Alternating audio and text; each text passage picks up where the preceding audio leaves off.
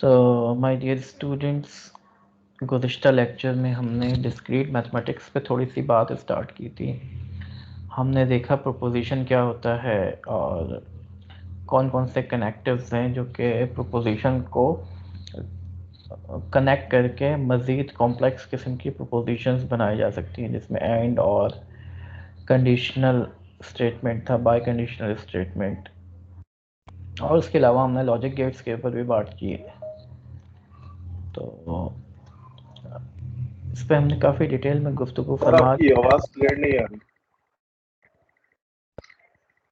Okay, let me check. I think आपके end पे problem होगी, वरना आवाज़ तो मेरी तरफ से बिल्कुल क्लियर जानी चाहिए। मेरे पास तो सही आ रही है। आवाज़ सही आ रही है ना जी? ठीक है, थैंक यू। Okay, right. तो हम कंटिन्यू करते हैं अपने डिस्कशन को। टोटोलॉजी के ऊपर हमने बात की थी कि एक ऐसी स्टेटमेंट जो कि हमेशा ट्रू हो वो टोटोलॉजी है, और ऐसी स्टेटमेंट, ऐसी प्रोपोजिशन जो कि हमेशा फॉल्स हो वो कॉन्ट्रडिक्शन है। ठीक है, डी मॉर्गन्स थ्योरम वैसे इतना इम्पोर्टेंट नहीं है, चले मैं आपको बता देता हूँ। डी मॉर्गन्स थ्योरम ये है कि ए और बी का एंड ले रहे हैं हम और उसको नोट कर रहे हैं, उसका हम नोट ले रहे हैं। ठीक है, तो जब ब्रैकेट खुलेगा और नॉट जो है इंडिविजुअली आ जाएगा, तो एंड जो है और में कन्वर्ट हो जाएगा। ठीक है, इसको आप वेरीफाई कर सकते हैं ए और बी की वैल्यूज़ पुट करके, ए की तमाम पॉसिबल वैल्यूज़, बी की तमाम पॉसिबल वैल्यूज़, तो चार हमारे पास पॉसिबिलिटीज़ बनेंगी। तो उस पर आप चेक कर सकते हैं कि लेफ़्ट हैंड साइड और राइट हैंड साइड बराबर है। इसी तरीके से हम अगर और निकालें तो जब हम ब्रैकेट हटाएंगे तो क्या होगा, और जो है एंड में बदल जाएगा। अच्छा, ये सिंबल्स आप लोगों को याद होने चाहिए।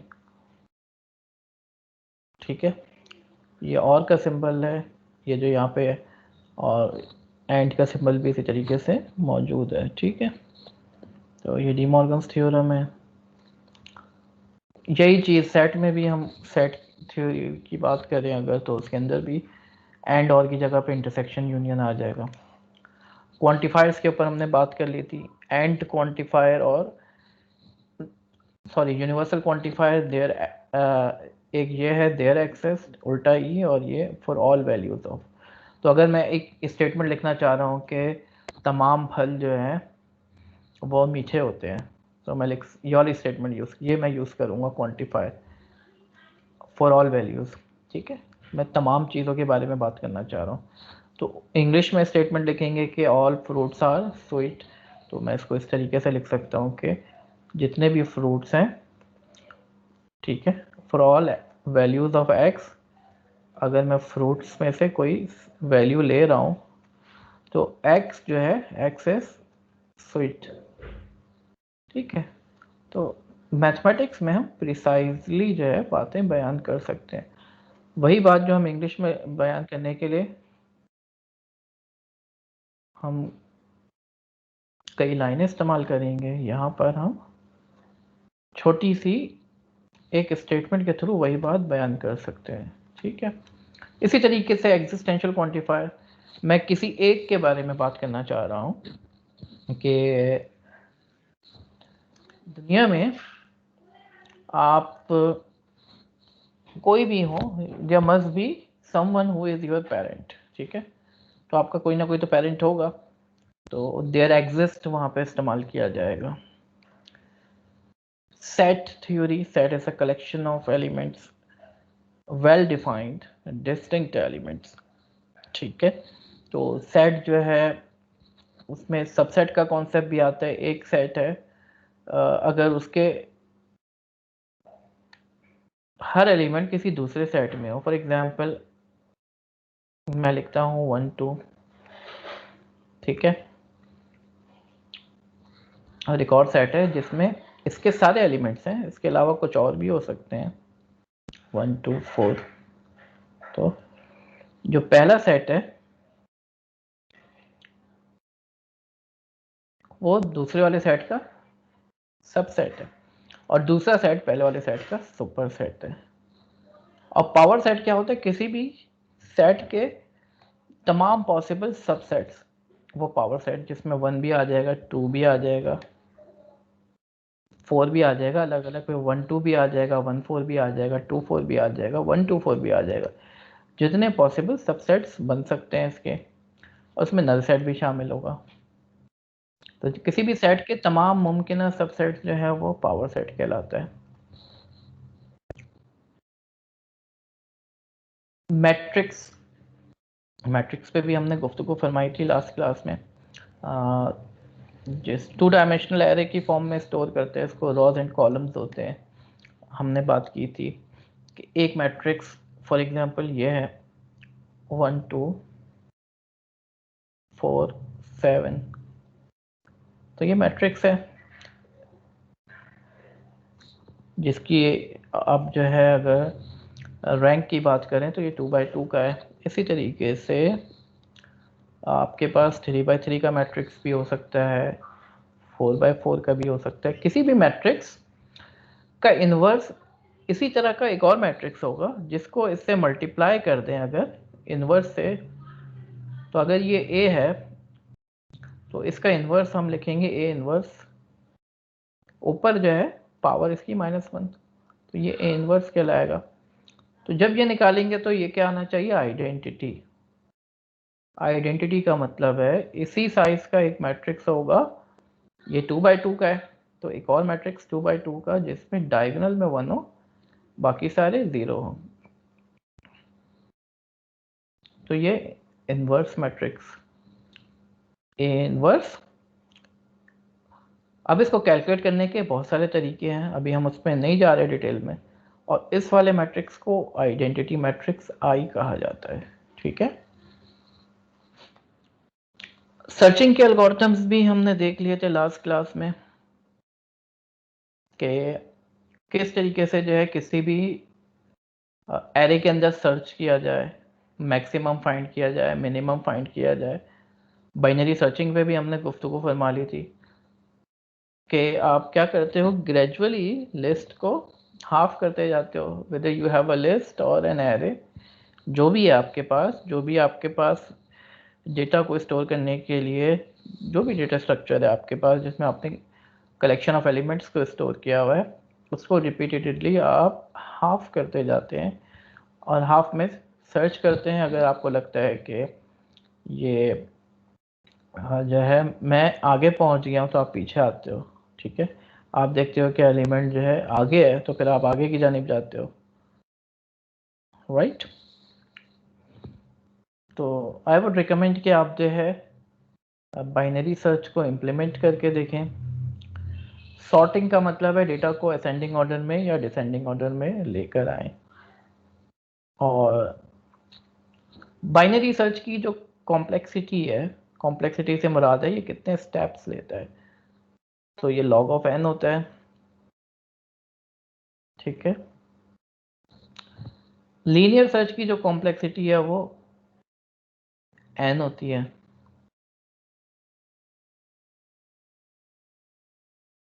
और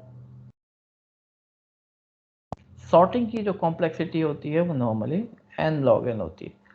अब ये कॉम्प्लेक्सिटी होती क्या है, ये वैसे तो हम इंशाल्लाह इसको डेटा स्ट्रक्चर के कोर्स में डिटेल में पढ़ेंगे, लेकिन मैं आपको थोड़ा सा बता देता हूँ। देखिए एक लूप है,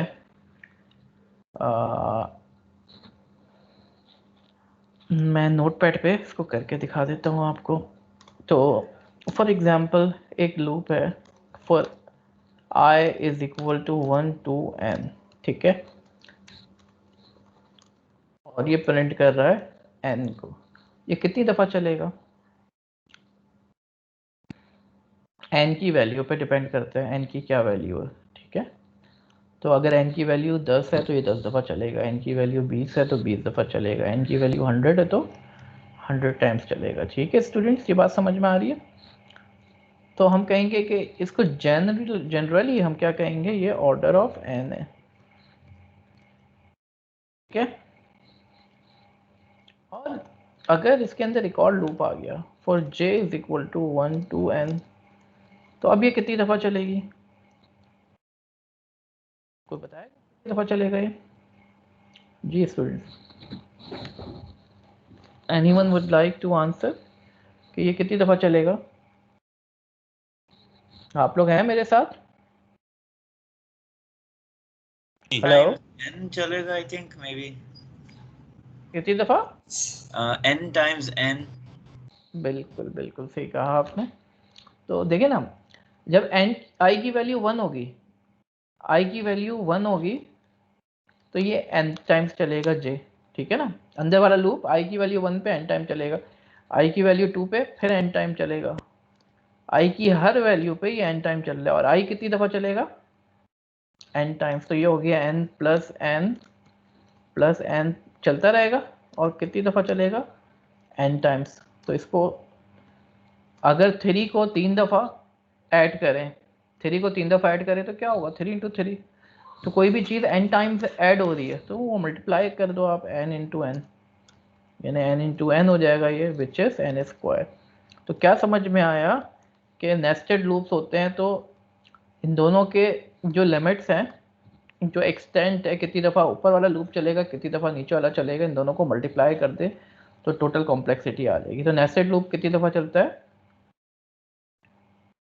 दोनों के एक्सटेंट्स को देख लें आप, पहले वाला कितनी दफ़ा चल रहा है, दूसरे वाला कितनी दफ़ा चल रहा है, और उसको मल्टीप्लाई कर दें। ठीक है, तो ये हमारे पास बिग O नोटेशन का कॉन्सेप्ट है। ठीक है, मॉड्यूलर अरिथमेटिक पे थोड़ी सी गुफ्तगू फरमा लेते हैं। तो अगर मैं मॉड 5 की बात करता हूँ, मॉड 5 में हमारे पास कौन कौन से नंबर होंगे? 0, 1, 2। मॉड 5 का मतलब है हमारे पास सारे नंबर्स 5 से छोटे होंगे, 0, 1, 2, 3, 4।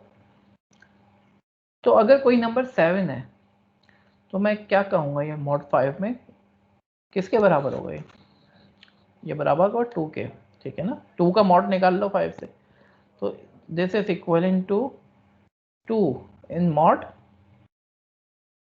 5। ठीक है,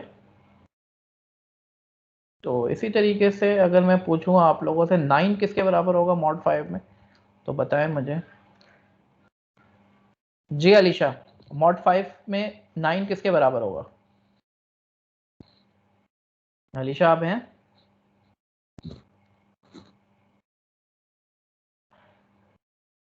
नहीं आ रहा जवाब। अदनान? 4 के, शाबाश। तो दिस इज इक्वलेंट 4। ठीक है, बिल्कुल, तो 4 के बराबर होगा। तो ये मॉड्यूलर अरिथमेटिक, ये क्रिप्टोग्राफी में बहुत काम आती है।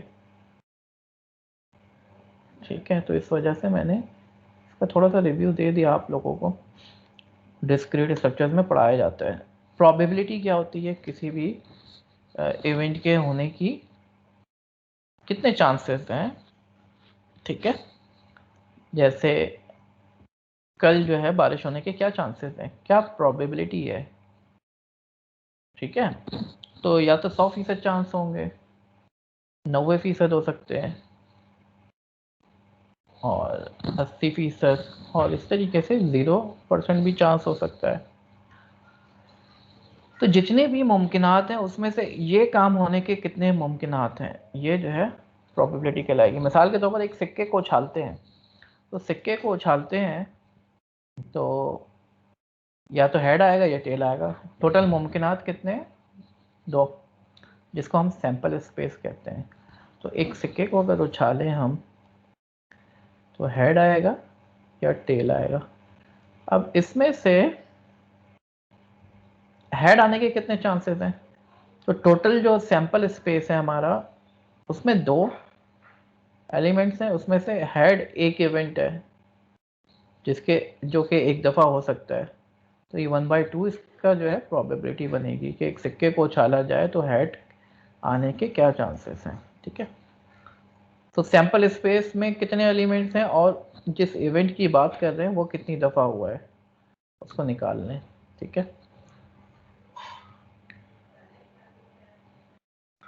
क्लियर है। अब बात औकात जो है हम यूनियन भी निकालना चाह रहे होते हैं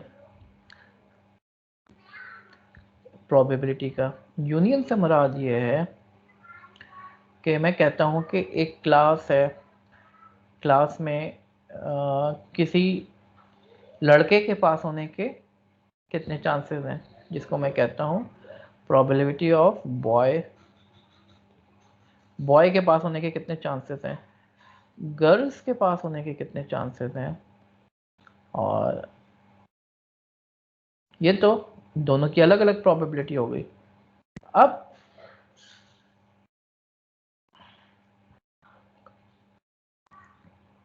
प्रोबेबिलिटी के बॉय पास हो रहा है या गर्ल पास हो रहे, ये यूनियन हो गया। अब इसमें डिपेंड करता है कि ये डिसजॉइंट इवेंट्स हैं। अगर डिसजॉइंट इवेंट्स हैं, इंडिपेंडेंट इवेंट्स हैं, तो इनका इंटरसेक्शन जो है वो नल होगा। अगर ये इंडिपेंडेंट इवेंट्स हैं तो दोनों को हम ऐड कर लें। ठीक है,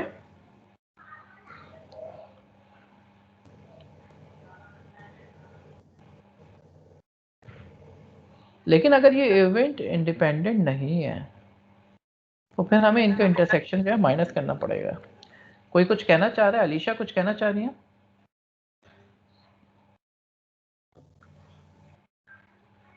आपकी आवाज नहीं पहुंच रही।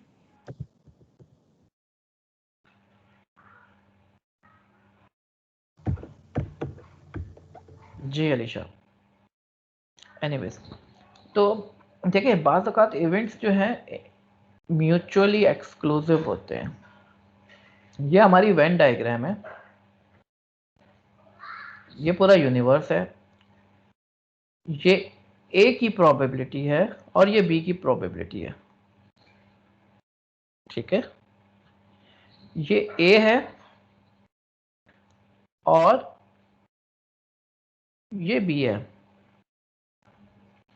ठीक है, अब क्या ये दोनों म्यूचुअली एक्सक्लूसिव है? क्या ये अलग अलग है, इनके बीच में कोई कॉमन नहीं है?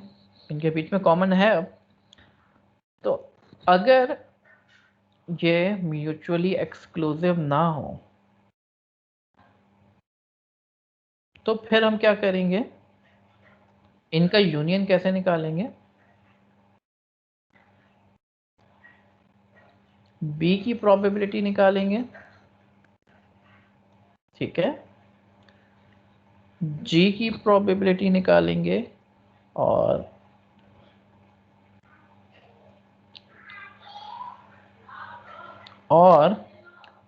अब देखिए मैंने ए को भी ऐड किया, बी को भी ऐड किया। ठीक है, अब ये हिस्सा कितनी दफा आया होगा मुझे बता सकता है कोई? ये हिस्सा ए की वजह से भी ऐड हुआ होगा और बी की वजह से भी ऐड हुआ होगा।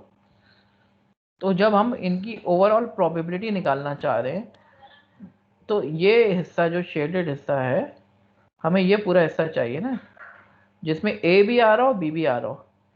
लेकिन इसमें से जो कॉमन हिस्सा है ना वो 2 दफ़ा ऐड हो गया है। एक दफ़ा वो ए की वजह से ऐड हुआ है, एक दफ़ा बी की वजह से। ठीक है, तो यहाँ पे ये कॉमन हिस्सा जो है जब मैं पहले वाले की वजह से ऐड कर रहा हूँ और दूसरे वाले की वजह से, तो ये 2 दफ़ा ऐड हो गया। तो वो जो कॉमन हिस्सा है वो क्योंकि 2 दफ़ा ऐड हो गया है तो हमें ये कॉमन हिस्सा एक दफ़ा निकालना भी पड़ेगा, क्योंकि 2 दफ़ा ऐड हो गया ना, तो इस वजह से इनका इंटरसेक्शन जो है माइनस भी करना पड़ेगा। तो ये है हमारा इंडिपेंडेंट, म्यूचुअली एक्सक्लूसिव कह लें इसको, और ये है डिपेंडेंट इवेंट। ठीक है,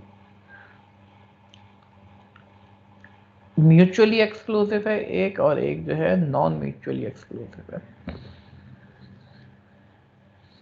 अच्छा, एक चीज होती है कंडीशनल प्रोबेबिलिटी। कंडीशनल प्रोबेबिलिटी का मतलब है कि एक इवेंट अगर हो जाए तो फिर क्या प्रोबेबिलिटी होगी, जिसको हम लिखते हैं P of B given A।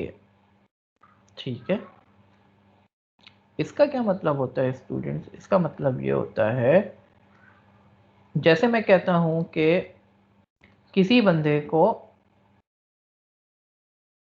Blood pressure होने की प्रोबेबिलिटी क्या है, तो किसी बंदे को ब्लड प्रेशर होने की प्रोबेबिलिटी होगी 1%, 2%। ठीक है, एक बंदा है, नॉर्मल बंदा है, तो क्या चांसेस हैं उसको ब्लड प्रेशर की बीमारी हो, तो उसके चांसेस हैं 1% या 2%। लेकिन अब एक कंडीशन आ गई कि एक बंदा है, उसको मैंने एक कंडीशन दे दी जो कि यहाँ पर गिवन ए, कि उसको जो है शुगर भी है। अब एक बंदे को शुगर है तो ब्लड प्रेशर होने के चांसेस क्या होंगे, उसके बढ़ जाएंगे ना। तो अगर एक कंडीशन आ जाए उसके बाद क्या चांसेस हैं, वो कहलाती है कंडीशनल प्रोबेबिलिटी। ठीक है, जैसे मैं कहूं कि कल बारिश होने के चांसेस नॉर्मली जो है कम होंगे, लेकिन अगर आज बारिश हो गई है तो फिर कल बारिश होने के चांसेस क्या होंगे, ये कंडीशनल प्रोबेबिलिटी कहलाती है। ठीक है, तो कंडीशनल प्रोबेबिलिटी भी बड़ा इंपॉर्टेंट है। बेसियन थ्योरम हम जो है इंशाल्लाह बेस क्लासिफायर भी यूज़ करके देखेंगे मशीन लर्निंग में। बेसियन थ्योरम जो है उसमें कंडीशनल प्रोबेबिलिटी को इस्तेमाल करके प्रोबेबिलिटी निकालनी होती है फ्यूचर के किसी इवेंट की। तो इसका एक फॉर्मूला है, जेनेरिक फॉर्मूला, जो कि हम जब प्रोबेबिलिटी पढ़ेंगे तो उसको डिटेल में बात करेंगे। अब ग्राफ थ्योरी भी बड़ी इंपॉर्टेंट है हमारे लिए। ग्राफ थ्योरी से मुराद है, ग्राफ से क्या मुराद है, ग्राफ से मुराद है कलेक्शन ऑफ नोड्स। ठीक है, ये नोड्स जो हैं जो कि आपस में कनेक्टेड हो, किसी लिंक के थ्रू कनेक्टेड हो, तो ये क्या कहलाता है, ग्राफ कहलाता है। ठीक है,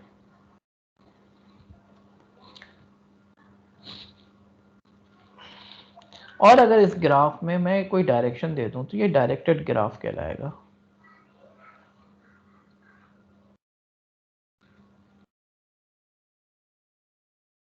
ग्राफ में मैं नोड्स की कोई डायरेक्शन ले लूं तो ये क्या कहलाएगा, डायरेक्टेड ग्राफ। ठीक है स्टूडेंट्स,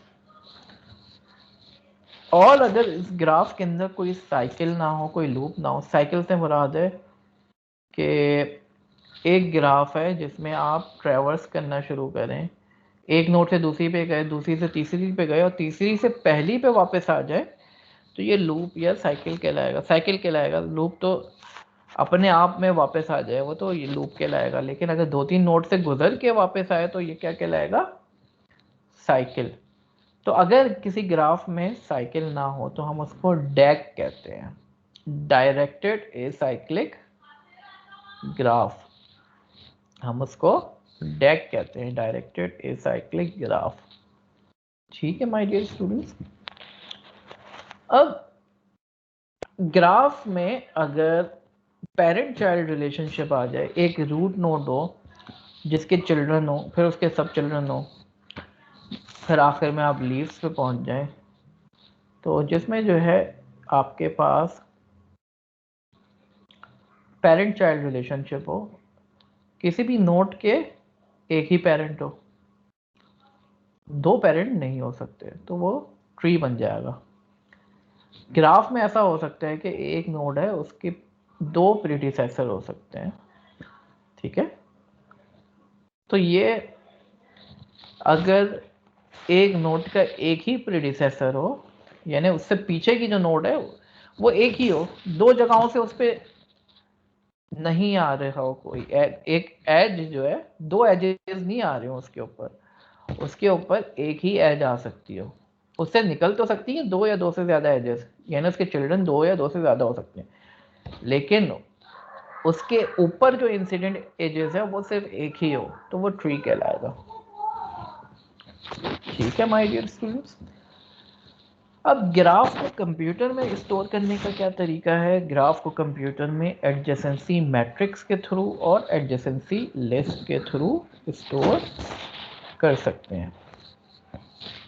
ये इंशाल्लाह हम जब डेटा स्ट्रक्चर पढ़ेंगे और एआई पढ़ेंगे तो उसमें हम इसको डिटेल में देखेंगे। इसी तरीके से रेगुलर एक्सप्रेशन भी बड़ी इंपॉर्टेंट है। अक्सर जो है आप ईमेल को पार्स कर रहे होते हैं, अक्सर आप जो है फॉर एग्जांपल नंबर्स को पार्स कर रहे होते हैं, तो पार्सिंग किस तरीके से करनी है वो रेगुलर एक्सप्रेशन के थ्रू। फॉर एग्जांपल मैं लिखता हूँ 1 एस्टेरिक, इसका क्या मतलब है? ये किस चीज़ को रिप्रेजेंट कर रहा है? 1 के ऊपर स्टार लगा दिया मैंने, तो इसका मतलब है 1 जो है 0 या मल्टीपल टाइम आ सकता है, यानी इसका मतलब हो सकता है डबल 1, इसका मतलब 3 1 भी हो सकता है, इसका मतलब 4 1 भी हो सकता है, इसका मतलब ये भी हो सकता है कि कोई भी 1 ना हो, खाली भी हो सकता है, नल जिसको कहते हैं। ये क्लीन कहलाता है, इसको क्लीन कहते हैं। ये जो क्लीन लिखा हुआ है ना यहाँ पे, ये क्लीन। और इसका क्या मतलब है? इसका मतलब है पहले 1 आएगा और उसके बाद 0 आएगा, और अगर मैंने इसके ऊपर स्टार लगा दिया तो इसका क्या मतलब हो गया? 1 और 0 कई दफ़ा आ सकते हैं, तो इसका मतलब हो सकता है 1 0 1 0, ठीक है। 1 0 की कई कॉपियां, इसका मतलब हो सकता है 1 0 1 0 1 0, इसका मतलब है 1 0 की कई कॉपियां।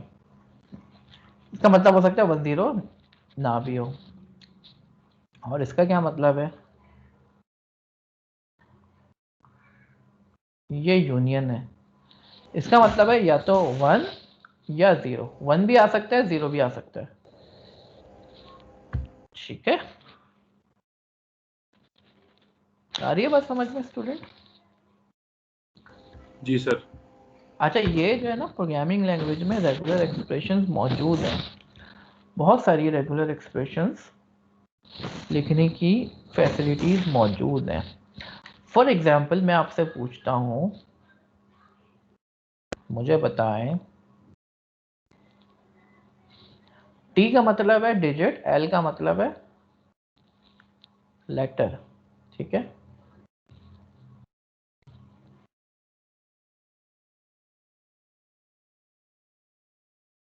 अब ये क्या रिप्रेजेंट कर रहा है?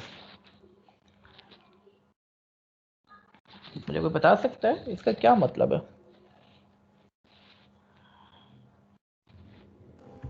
सर सबसे पहले लेटर आएगा और उसके बाद लेटर या फिर डिजिट मल्टीपल टाइम्स आ सकता है। जी बोले, फिर से बोले। सर सबसे पहले लेटर आएगा, कोई भी लेटर आ सकता है सबसे पहले, हम्म, और उसके बाद लेटर या फिर डिजिट हाँ उसके मल्टीपल बाद टाइम्स आ सकते हैं या फिर 0। लेटर आएगा, उसके बाद लेटर या डिजिट कुछ भी आ सकता है। जी सर।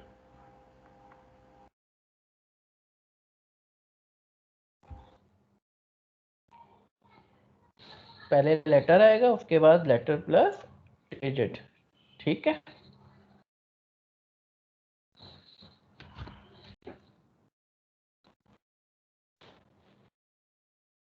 हेलो जी स्टूडेंट्स, आवाज आ रही है आप लोगों को? जी आ रही है, बिल्कुल क्लियर जी आवाज। सर आ रही है आवाज। शायद बीच में डिस्कनेक्ट हो गए थे शायद। तो लेटर आएगा, उसके बाद लेटर या डिजिट में से कुछ भी आ सकता है। तो वेरी गुड, आपने बिल्कुल सही बताया। तो ये मैंने थोड़ा सा तारुफ दे दिया है आप लोगों को, और इसकी डिटेल हमने जो है ना प्रैक्टिस भी की थी जब हमने फर्स्ट टाइम पढ़ाया था इसको।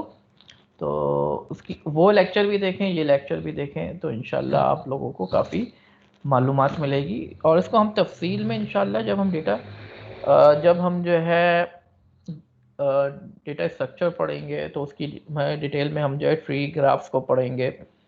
और जब पाइथन जो है इंशाल्लाह हम पढ़ रहे हैं अभी, तो उसमें रेगुलर एक्सप्रेशन का तस्करा आएगा। तो ये चीज़ें कवर होंगी, ठीक है। लेकिन जो है इसको आप लोग जो है प्रैक्टिस में रखें, और जो लेक्चर्स रिकॉर्ड हो गए हैं उसमें इसकी डिटेल मौजूद है काफ़ी हद तक, ठीक है।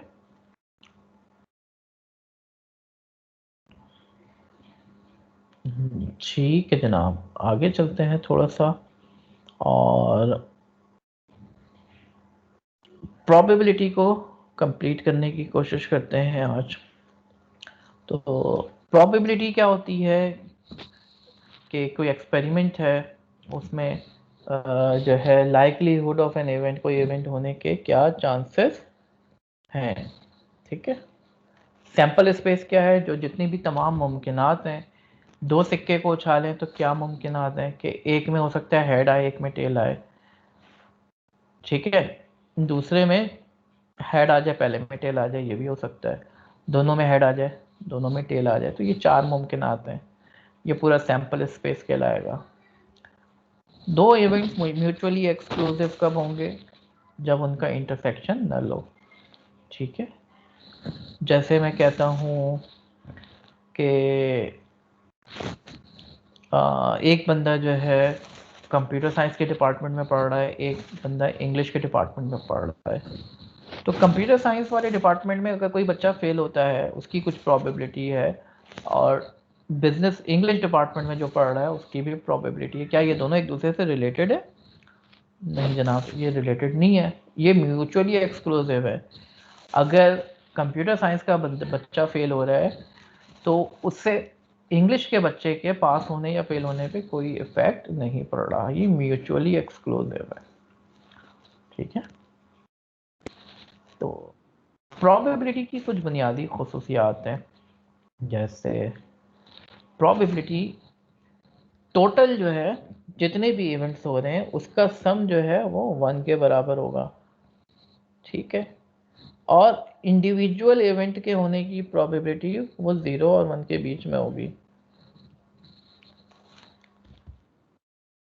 कंडीशनल प्रोबेबिलिटी हमने बात कर ली कि अगर आज मौसम ख़राब है तो क्या चांसेस हैं कल मौसम के ख़राब होने के, तो इसका फॉर्मूला भी दिया हुआ है। इसका फॉर्मूला ये है कि पी बी ओवर ए बराबर है P A intersection B upon P A, ठीक है। तो कंडीशनल प्रोबेबिलिटी निकालने, अच्छा बेसियन थ्योरम पे हमने बात नहीं की थी अभी, बेसियन थ्योरम पे थोड़ी सी गुफ्तगू फरमा लेते हैं। तो इसके लिए बड़ी अच्छी एग्जांपल है कि लेट सपोज ए का मतलब है स्मोकिंग, ठीक है। कोई बंदा स्मोकिंग करता है, उसकी क्या प्रोबेबिलिटी है? ए का मतलब है स्मोकिंग और बी का मतलब है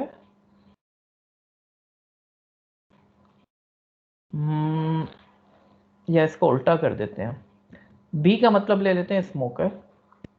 हम देखेंगे कि एक बंदा स्मोकिंग करता है, बी का मतलब है स्मोकर, ठीक है। तो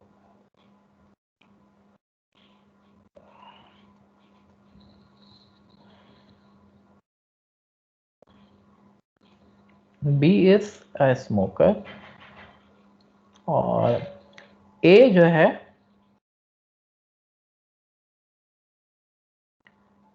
कार्डिक पेशेंट, ठीक है। कार्डिक प्रॉब्लम किसी को है तो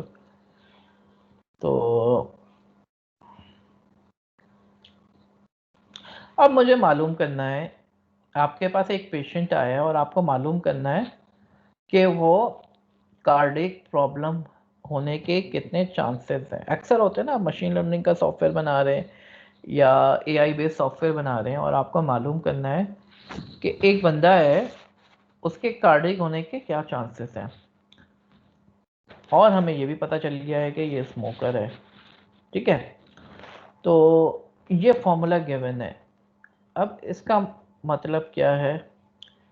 इसका मतलब है वी नो के वो स्मोकर है, बी का मतलब है स्मोकर, कंडीशन ये है कि वो स्मोकर है, और ए का मतलब क्या है कि कार्डिक प्रॉब्लम। तो प्रोवाइडेड दैट, गिवन दैट कि वो बंदा स्मोकर है, क्या चांसेस हैं कि उसको दिल की बीमारी होगी, तो इसका फॉर्मूला बहुत सिंपल सा है,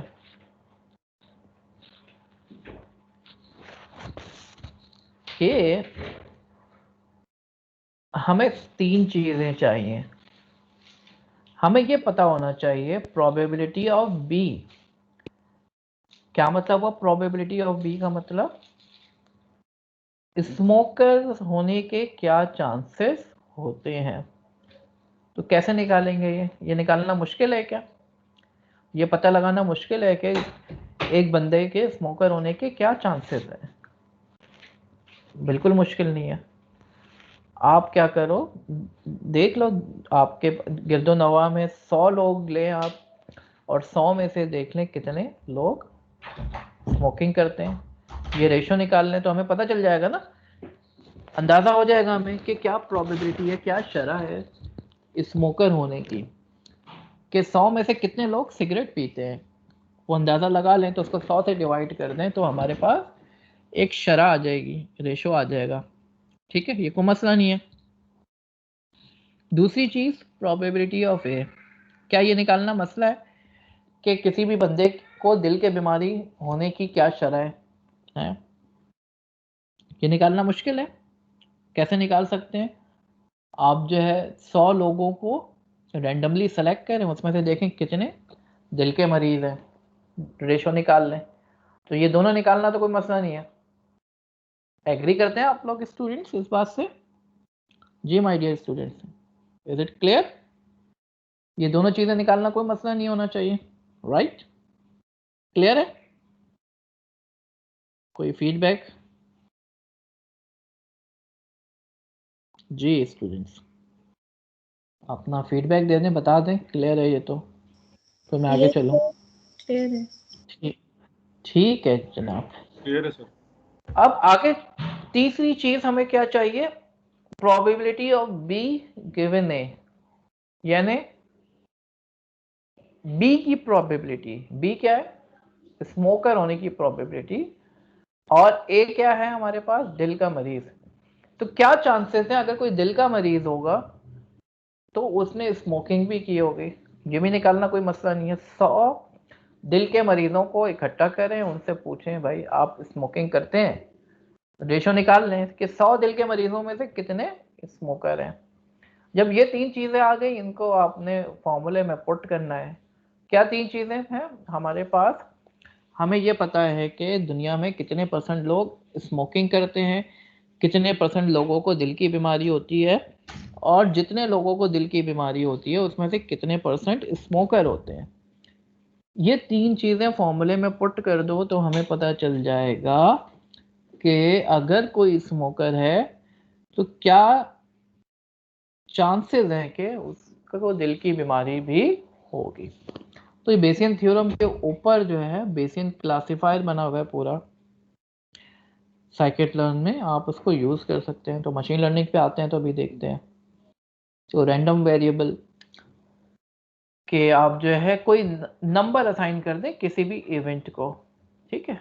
नंबर्स में बात कर रहे हैं हम, रैंडम वेरिएबल के अंदर नंबर्स पे बात कर रहे हैं हम। रैंडम नंबर जनरेट भी कराते हैं पाइथन के अंदर, तो नंबर्स पे बात हो रही है, ठीक है? तो अब ये रैंडम वेरिएबल यानी नंबर्स अगर जनरेट करा रहे हैं आप, तो ये एक मुख्तलिफ डिस्ट्रीब्यूशन से जनरेट हो सकती है, ठीक है? तो दुनिया में जो इवेंट्स होते हैं, इवेंट्स जो है हर तरह के इवेंट की अलग खासियत होती है। फॉर एग्जांपल, रोड पे जो गाड़ियां चल रही हैं, तो एक गाड़ी के पास दूसरी गाड़ी आती है, दूसरी के बाद तीसरी आती है। अब इनके बीच में कोई पैटर्न होता है, कोई डिस्ट्रीब्यूशन होती है, ठीक है? इसी तरीके से अगर आप जो है कोल्ड ड्रिंक की बोतल है, कोल्ड ड्रिंक की बोतल में कितना आप कोल्ड ड्रिंक भरेंगे, ठीक है? तो उसकी भी प्रोबेबिलिटी होती है, उसका भी कोई ख़ास पैटर्न होता है, किसी डिस्ट्रीब्यूशन को फॉलो कर रहा होता है। किसी बोतल में थोड़ा सा कम रह जाता है कोल्ड ड्रिंक, किसी में ज़्यादा चले जाता है। तो इनका भी एक डिस्ट्रीब्यूशन है, उनका पैटर्न है, एक ख़ास पैटर्न है, ठीक है? इसी तरीके से नेटवर्क पे आपके नेटवर्क पे पैकेट के आने की भी एक डिस्ट्रीब्यूशन है, ठीक है। किसी खास पैटर्न के तहत पैकेट्स जो है आते हैं, क्यूइंग थ्योरी में जो यूज होता है, जिसको हम पॉइजन डिस्ट्रीब्यूशन कहते हैं, ठीक है। तो हर नेचर में हर चीज जो है वो किसी ना किसी डिस्ट्रीब्यूशन को फॉलो करते हुए जनरेट होती है, कोई ना कोई पैटर्न होता है। तो मिसाल के तौर पर यूनिफॉर्म डिस्ट्रीब्यूशन जो है वो क्या होती है कि अगर ये दो नंबरों के बीच में नंबर है तो उसके होने के चांसेस खास कोई वैल्यू होगी, ठीक है। उस रेंज से अगर वो बाहर है तो उसकी होने के चांसेस 0 होंगे। तो दो नंबर अगर रेंज में है तो उसकी प्रोबेबिलिटी कुछ खास वैल्यू होगी, और अगर ये उस रेंज से बाहर है तो उसकी प्रोबेबिलिटी 0 होगी। तो पाइथन में आप रैंडम नंबर मुख्तलिफ डिस्ट्रीब्यूशंस से जनरेट करा सकते हैं। Let me discuss some distributions ताकि आपका इंटरेस्ट बरकरार रहे।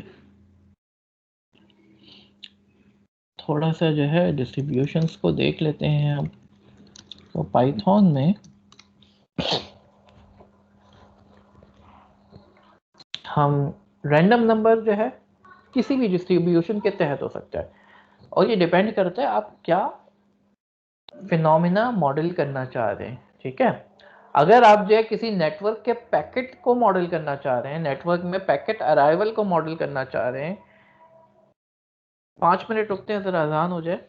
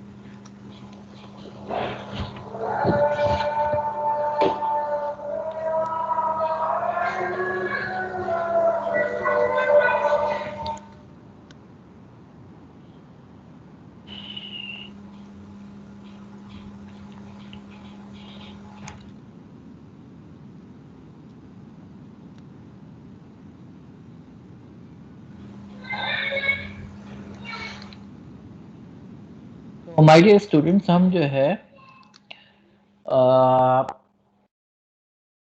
कुछ रैंडम नंबर जो है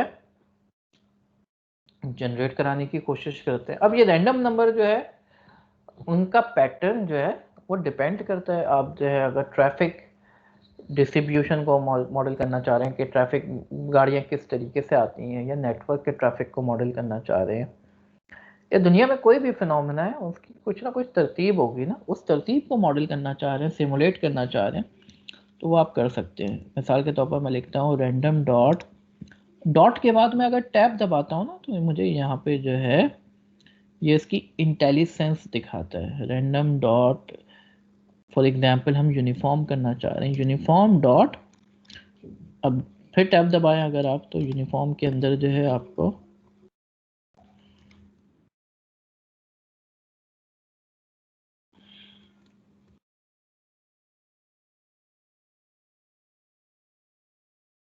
तो इसकी हेल्प नहीं आ रही अभी।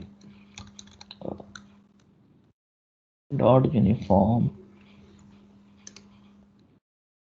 रैंडम है आई थिंक, रैंड एन होगा।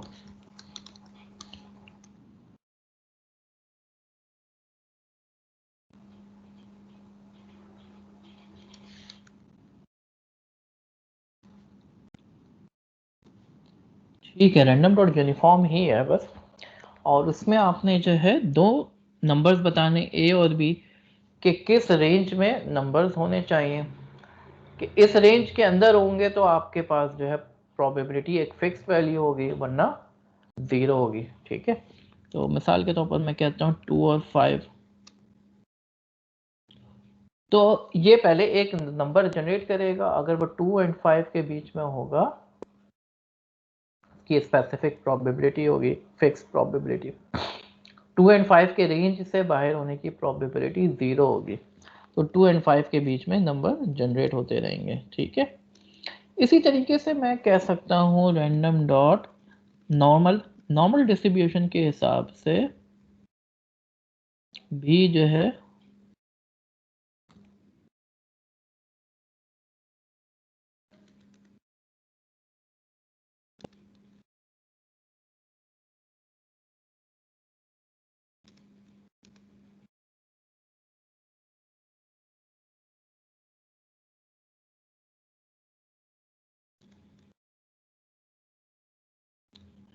अब नॉर्मल वेरिएट के लिए आप जो है मीन और सिग्मा बताएंगे। मीन 2 रख लेते हैं, सिग्मा 3 रख लेते हैं, तो ये नंबर जनरेट हो रहा है। तो लेट मी एक्सप्लेन इट, पहले थ्योरी आपको एक्सप्लेन कर दूं, फिर आपकी समझ में आएगा। तो यूनिफॉर्म डिस्ट्रीब्यूशन की शेप इस तरीके से होती है, इसमें जितने भी नंबर होंगे वो ए और बी के दरमियान होंगे, इन दो नंबरों के बीच में होंगे, और उनके जनरेट होने की प्रोबेबिलिटी बराबर होगी। ठीक है,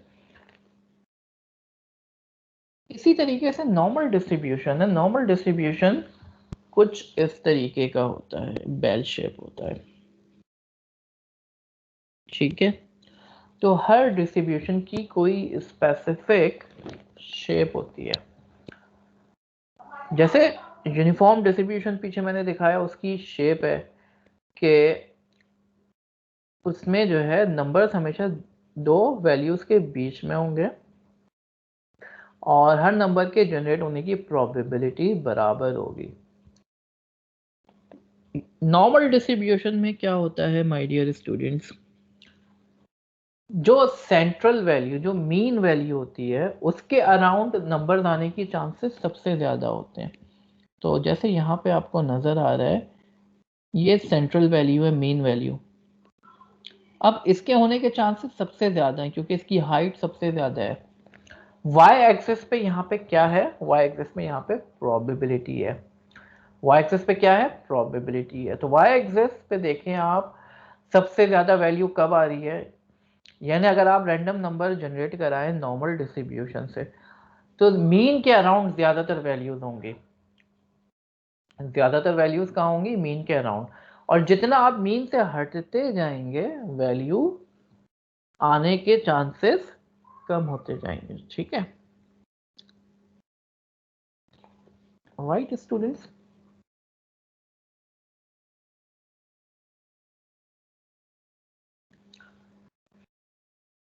अब मीन क्या होता है, सेंट्रल वैल्यू होती है, मीडियन, मॉड, कोवेरियंस, कोरिलेशन, ये हमने गुज़िश्ता लेक्चर में पढ़ लिया है। अब थोड़े से मैं आप लोगों से जो है स्टैट्स, क्योंकि हम पढ़ रहे हैं तो स्टैट्स के अंदर कुछ ग्राफ्स हम बनाते हैं अमूमन, उसका मैं तस्करा करना चाहूँ तो ये नंबर्स हैं आपके पास कुछ, और इसको जो है आप विजुलाइज करना चाह रहे हैं, ठीक है। विजुलाइजेशन का फ़ायदा क्या होता है माय डियर स्टूडेंट्स? विजुलाइजेशन का फ़ायदा ये होता है आप अपने बॉस को डेटा जो है पिक्टोरियल फॉर्म में अगर दिखाएंगे तो उसके लिए आसानी होती है फैसला करने में, आपके लिए भी आसानी होती है फैसला करने में। एक पिक्चर जो है वो 1000 अल्फाजों से बेहतर होती है, ठीक है। तो अगर आप पिक्टोरियल रिप्रेजेंटेशन के थ्रू नंबर्स दिखाएंगे, फिगर्स दिखाएंगे, तो उसे ये फ़ायदा होगा, उसको बहुत सारे फैसले करने में आसानी होगी। तो सब वालेकुम सलाम। अपलोड जी। कैसे होगी ये भी बता दीजिएगा, पाइथन में ये कैसे हम अपलोड करेंगे इसे कंप्यूटर से अगर लेते हैं तो?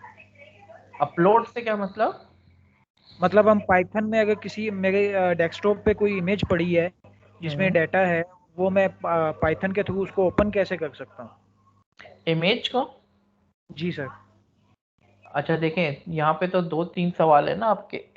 एक तो यह है कि अभी हम बात कर रहे हैं नंबर्स की, तो एक्सेल में किस तरीके से एक्सेल में डेटा है या सीएसवी में डेटा है उसको कैसे रीड कर सकते हैं, ठीक है। पहला सवाल तो ये। तो और दूसरा इमेज की बात कर रहे हैं आप, इमेज कैसे रीड कर सकते हैं? तो नॉर्मली जो है हम पाइथन में जब रीड करते हैं किसी फाइल को तो हम कोई ना कोई लाइब्रेरी इस्तेमाल कर रहे होते हैं। तो सबसे मशहूर लाइब्रेरी है पेंडास की, ठीक है। तो पेंडास के अंदर एक मेथड है read_csv का, उसको फाइल नेम दे दें, वो रीड करके आपको दिखा देगा, ठीक है। अब मैं उसकी डिटेल में अभी नहीं जाना चाह रहा, बहुत सिंपल सा मेथड है, आप देख सकते हैं उसको खुद। लेकिन क्योंकि अभी ये टॉपिक से हट जाएगा, मैं कुछ डेटा जो प्लॉट करके आपको अभी दिखाता हूँ मैं अलबत्ता। तो जैसे स्टेम एंड लेफ्ट प्लॉट है, स्टेम एंड लेफ्ट में क्या होता है, आपके पास देखें डेटा जो है ये शुरू हो रहा है तकरीबन 100 से और 200 तक जा रहा है, कुछ नंबर्स 200 से भी ज़्यादा है, 300 तक जा रहा होगा। तो आप इसको प्लॉट कुछ इस तरीके से करें कि इसके जो आखिरी डिजिट है उसको उठा लें, ठीक है। तो जैसे मैं लिखता हूँ 7, स्टेम जो है 7 और लीव 6, तो जो 76 एक नंबर है, तो 7 आपने अलग कर लिया 76 का और 6 अलग कर लिया। अब 77 होता तो वो भी आ जाता लीफ के अंदर एक और नंबर 77। 79 होता वो भी आ जाता लीफ के अंदर, ठीक है। तो आप यूनिट वाले डिजिट को अलग कर लिया, बाकी को अलग कर लिया, ठीक है। और ये एक ही रो में आपने नंबर लिख दिए। जैसे 105 और 101 को किस तरीके से शो किया है, 10 अलग कर लिया, 5 और 1 अलग कर लिया, और हमने फ्रीक्वेंसी भी लिख ली। तो इससे अंदाज़ा हो रहा है कि कौन सी रेंज में ज़्यादा नंबर्स हैं। तो ज़्यादा नंबर्स कौन सी रेंज में, 150 और 160 के बीच में ज़्यादा नंबर है 154, 157, 151, 153, ठीक है my dear students. Is it clear? ये बात समझ में आ रही है जी? Is it clear? तो स्टेम एंड लीफ प्लॉट के थ्रू हम ये काम कर सकते हैं, ठीक है। इसी तरीके से अमूमन हम जो है हिस्टोग्राम बनाना चाह रहे होते हैं अपने डेटा का। हिस्टोग्राम क्या होता है? हिस्टोग्राम जो है ये बताता है आपका जो डेटा है उसको बिन्स में डिवाइड कर देता है, उसको रेंजेस के अंदर डिवाइड कर देता है, और फिर बताता है कि इस रेंज से इस रेंज तक के इतने नंबर्स हैं, इस रेंज से लेके इस रेंज तक इतने नंबर्स हैं। जैसे यहाँ पे 70 से लेके 90 के बीच में एक ही नंबर है, ठीक है। बार की जो हाइट है, ये जो बार की हाइट है ये बता रहा है कि 70 से लेके 90 तक के कितने नंबर हैं, 90 से लेके 110 तक कितने नंबर हैं, 110 से लेके 130 तक कितने नंबर हैं। तो सबसे ज़्यादा नंबर जो है 150 से लेके 170 तक है। लेट्स प्लॉट इट, इसको हम प्लॉट करके देखते हैं। ठीक है स्टूडेंट्स, जी हिस्टोग्राम भी ट्रेंड बताता है, बिल्कुल सही कह रही हैं आप। तो हम जो है एक लाइब्रेरी देखते हैं, इंपोर्ट matplotlib.pyplot SPLT। अच्छा matplotlib t जो है मिस हो गया है, matplotlib.pyplot। अब लेट्स सपोज हमारे पास कुछ नंबर्स हैं, nums इज इक्वल टू 10 20 30 25 65 80। ठीक है, अब ये नंबर है, इसको हम कई तरह से प्लॉट कर सकते हैं मैटप्लॉटलिब के थ्रू। फॉर एग्जांपल हम जो है बार डायग्राम बना सकते हैं, plt.bar, और हम नंबर दे दें इसको।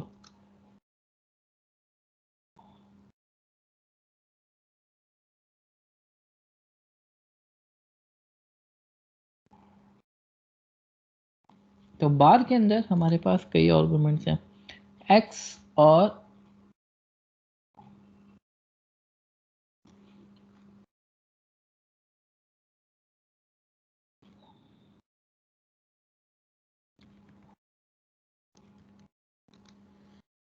तो ये बार डायग्राम बन गई। ठीक है, अच्छा इसको अगर मैं, क्योंकि y भी चाहिए होगा हमें, तो हम कैटेगरीज ले लेते हैं। मिसाल के तौर पर कहते हैं हम पेप्सी 10 है, ठीक है, कोक हमारे पास 20 है, टीम 30 है, स्प्राइट 25 है, 7 अप हमारे पास 65 है, और मरिंडा ले लेते हैं हम 80। ठीक है, तो हम जो है पहले x बताएंगे इसको कैटेगरीज, और फिर y बताएंगे। तो ये इसने प्लॉट कर दिया। ठीक है, पेप्सी को प्लॉट किया, कोका कोला, टीम्स। तो इस तरीके से आप जो है मैटप्लॉटलिब की लाइब्रेरी को यूज़ करके डेटा विजुलाइजेशंस कर सकते हैं। जी कोई क्वेश्चन है?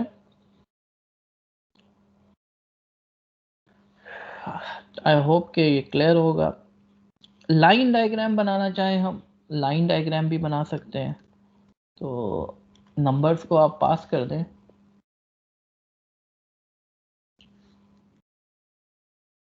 तो ये लाइन डायग्राम बन गई, plt.plot।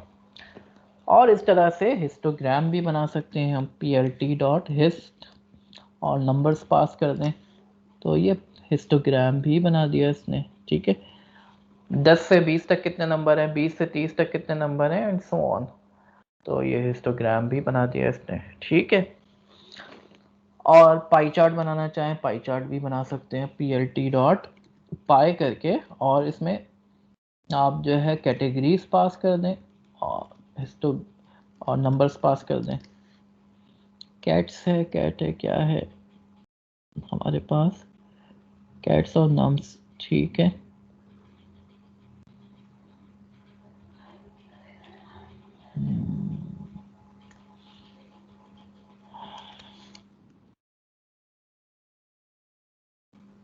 तो ये इसने पाई चार्ट बना दिया।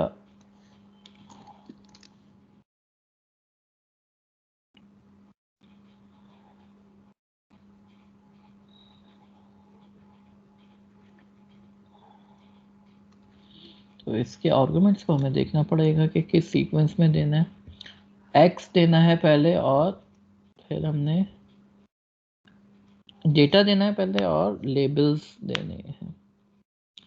ठीक है, तो पहले डेटा दे दिया हमने और फिर लेबल्स दे दिए। तो ये इसने प्लॉट कर दिया। ठीक है स्टूडेंट्स, तो it's a very good pie chart with multiple numbers and multiple colors. ठीक है, it's a very colorful chart. So this way we can plot different types of graphs, ठीक है। तो इसी तरीके से हमारे पास बॉक्स प्लॉट भी होता है। बॉक्स प्लॉट अगर देखें तो plt डॉट बॉक्स और नंबर्स पास कर दिए।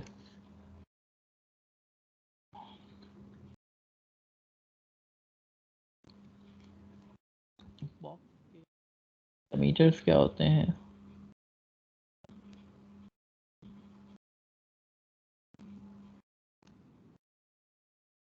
बॉक्स प्लॉट है,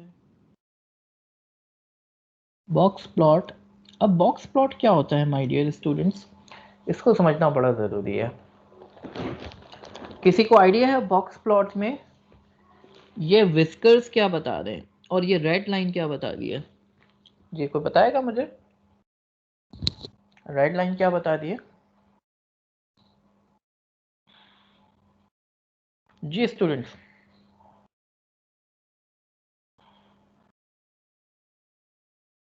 hello. Sir red line sir mean है। मीन बता। रेड लाइन मीन नहीं है, मीडियन है, मीडियन वैल्यू, ठीक है। और नीचे वाला जो विस्कर है वो क्या बता रहा है? First quartile. और ऊपर वाला विस्कर बता रहा है थर्ड क्वार्टाइल। अच्छा, इसका फायदा क्या है? इससे पता चलता है स्टूडेंट्स के मीडियन है, अंबर आप भी गलत बता रही है। अच्छा देखो, कुछ नंबर्स हैं हमारे पास, जैसे 1 3 5, और एक नंबर आ गया जिसमें आप पूछ रहे हो बंदों से कि तुम्हारा एक्सपीरियंस कितना है, और किसी ने कह दिया 500, तो ये गलत है। किसी ने कह दिया 20, फिर भी समझ में आता है। आप इसको ज़रा प्लॉट करो तो देखो, ये 500 वाला नंबर जो है ना, ये रेंज से बाहर जा रहा है। ये रेंज से बाहर जा रहा है तो इसका मतलब क्या है? ये आउटलायर है, ठीक है।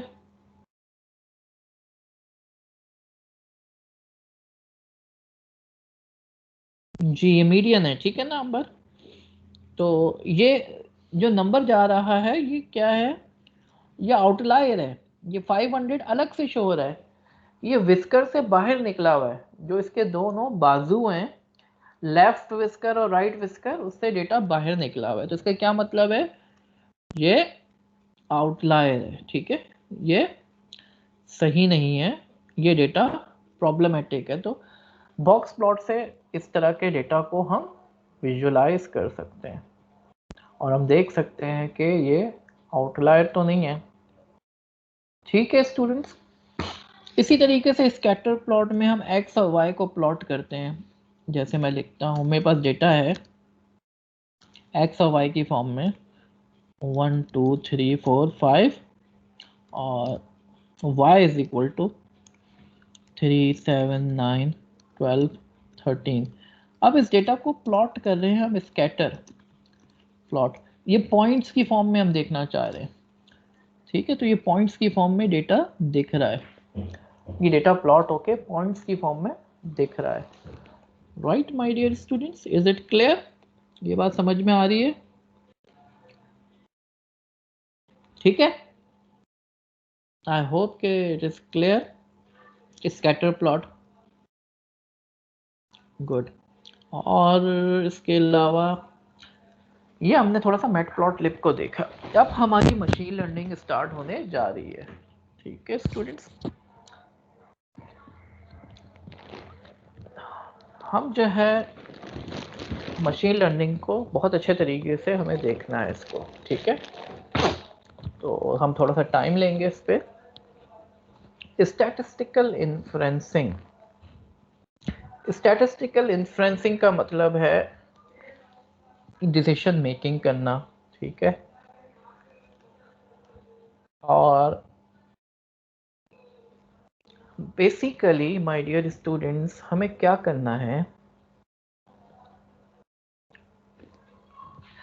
हम डिसीजन मेकिंग में नॉर्मली ये काम करते हैं हम स्टैट्स को इस्तेमाल करके, हम ये प्रेडिक्शन करना चाहते हैं कि ये मकान है, इसकी कीमत मुस्तकबिल में क्या होगी। ठीक है, मकान की कीमत मुस्तकबिल में क्या होगी।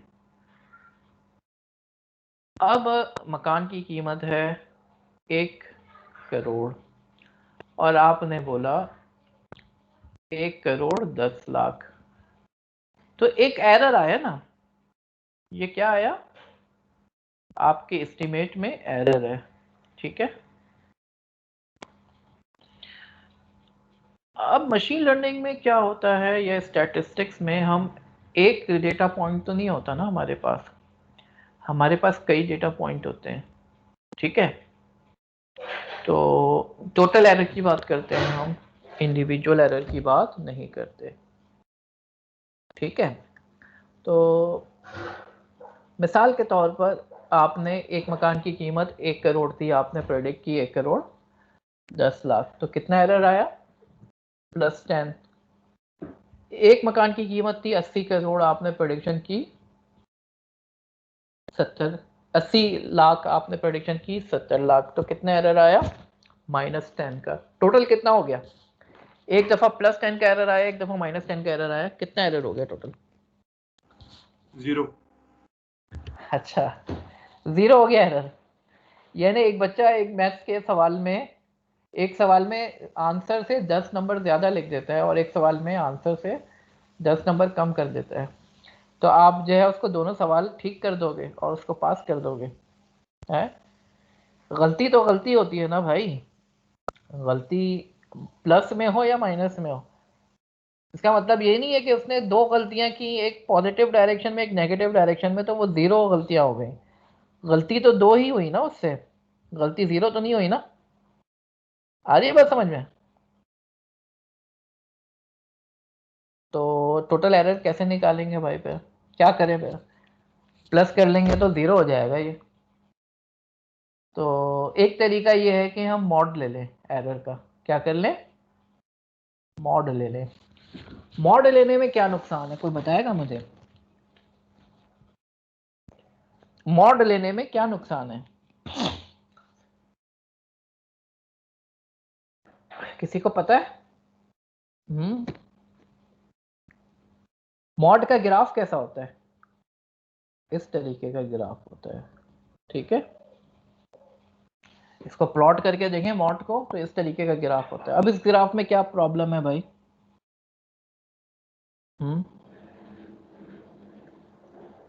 देखें, जब भी हम मशीन लर्निंग की बात करेंगे या इस तरीके की एस्टिमेट्स निकालने की कोशिश करेंगे, तो हमें डेरिवेटिव की ज़रूरत पड़ेगी। डेरिवेटिव की मदद से हम मिनिमा और मैक्सिमा निकालते हैं। ये मैंने लास्ट क्लास में बात की ना, कि डेरिवेटिव से हम मिनिमम वैल्यू निकालनी है हमने। हमारी कोशिश क्या होनी चाहिए, हमारा एरर क्या है, क्या है भाई, हमारा एरर 0 आए, तो मिनिमा चाहिए हमें। लेकिन मिनिमा तो डेरिवेटिव की मदद से मालूम कर सकते हैं, लेकिन जब इस तरह का ग्राफ होगा तो इस पॉइंट के ऊपर डेरिवेटिव नहीं निकाल सकते।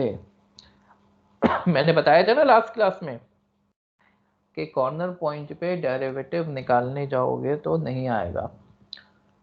तो क्या करें भाई, एब्सोल्यूट वैल्यू इस वजह से नहीं यूज कर सकते, तो हम क्या करते हैं, हम स्क्वायर कर लेते हैं। क्या करते हैं, एरर का स्क्वायर करते हैं। स्क्वायर करने से भी वही होगा कि माइनस वैल्यू प्लस हो जाएगी और फिर ऐड कर लो। ठीक है, तो स्क्वायर करने से क्या बन जाएगा, ये पैराबोला बन जाएगा और ये इस तरीके का ग्राफ होगा। अब कोई कॉर्नर पॉइंट नहीं आएगा, ये पैराबोला है, पैराबोला में डेरिवेटिव हर पॉइंट पे कैलकुलेट हो सकता है। तो हम क्या करते हैं, मीन स्क्वायर एरर निकालते हैं। क्या निकालते हैं स्टूडेंट्स, मीन स्क्वायर एरर, यानी जितने भी एरर आए सबको ऐड करो और फिर नंबर ऑफ पॉइंट्स से डिवाइड कर दो, तो क्या हो जाएगा, मीन स्क्वायर एरर कहते हैं इसको। ठीक है, ये बात समझ में आ गई, किसी को क्लियर ना हो तो पूछ लें। जी ज़ाहरा, क्लियर है ज़ाहरा नवा, आपको क्लियर है? जी सर। चले, गुड, ठीक है जनाब। क्योंकि नए स्टूडेंट हैं, आप नए स्टूडेंट हैं तो मैं इस वजह से आपका नाम लिया मैंने।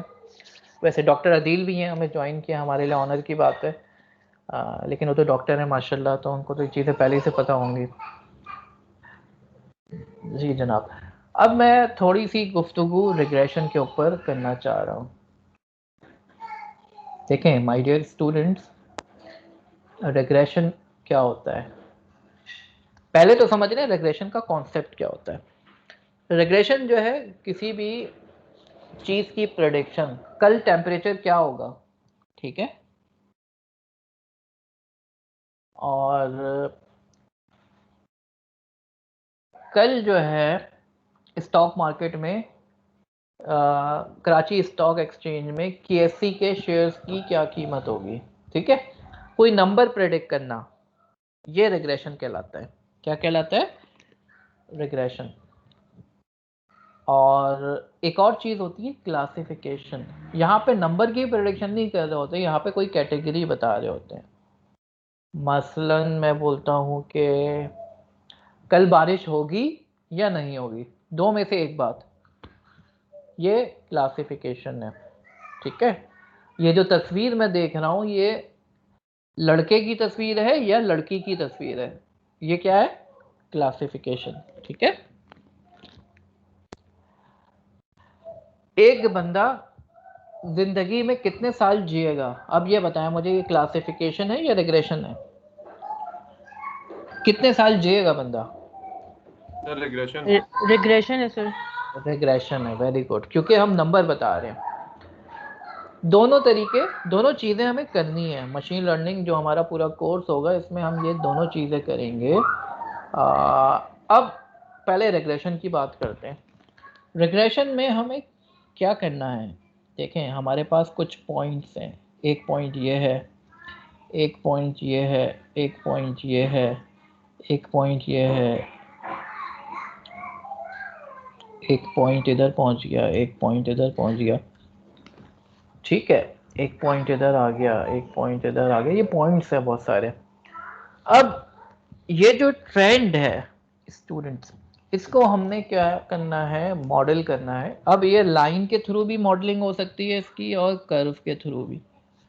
अभी हम लीनियर रिग्रेशन की बात कर रहे हैं, तो ये जो है एक लाइन के थ्रू इसकी मॉडलिंग अगर हम करें, हमारी कोशिश क्या होनी चाहिए स्टूडेंट्स,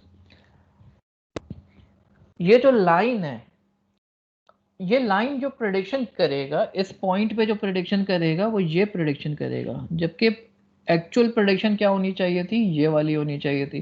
तो ये जो डिफरेंस आ रहा है ये एरर है, ठीक है, ये जो डिफरेंस आ रहा है ये एरर है। और ये एरर जो है, ये ओवरऑल जो है कम से कम होना चाहिए। यानी इसमें मैं कई लाइनें बना सकता हूँ, मैं ये वाली लाइन भी बना सकता था, मैं ये वाली लाइन भी बना सकता था, लेकिन बेस्ट लाइन कौन सी होगी? ठीक है, अब लाइन के साथ मसला ये, लाइन आड़ी तिरछी नहीं हो सकती, तो हर पॉइंट से तो नहीं गुजर सकती ना। तो बेस्ट लाइन कौन सी होगी जहां पे एरर, टोटल एरर कम से कम हो, ये हमारा मकसद है, ठीक है। ये बात समझ में आ रही है? तो हमें एरर कम से कम करना है, तो ये रिग्रेशन एनालिसिस है। तो लाइन के थ्रू हम जो है मॉडलिंग करें। मैंने लाइन की इक्वेशन आपको लास्ट टाइम भी बताई थी। लाइन की इक्वेशन क्या होती है? y is equal to M X plus B. M X plus B कह लें, या m की जगह पे कुछ भी लिख सकते हैं आप, ठीक है। y is equal to M X plus B, ठीक है। अब m की जगह पे बीटा नॉट लिख दें या बीटा 1 लिख दें, बीटा कह लें, तो कोई फर्क नहीं पड़ता।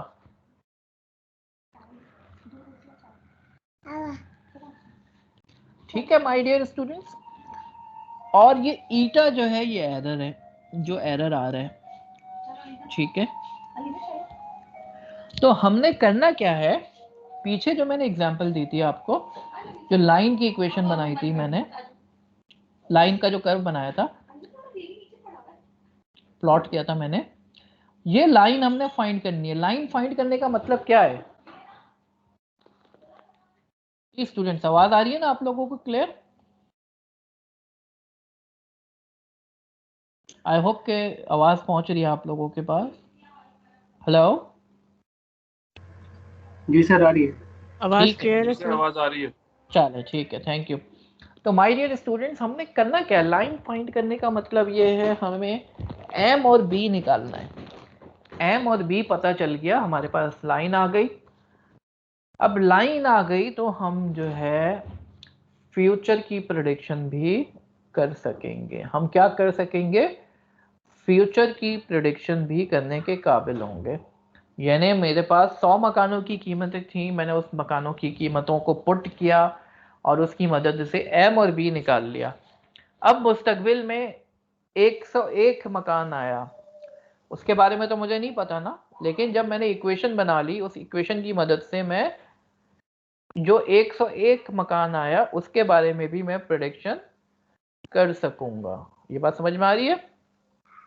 तो मकसद यही है, 100 मरीज हो कैंसर के, उनका डेटा मिल जाए मुझे, तो मेरे लिए ये आसानी हो जाएगी। अगर फ्यूचर में कोई बंदा आता है तो मैं उसके सिम्टम्स देख के बता सकूंगा इसको कैंसर है या नहीं।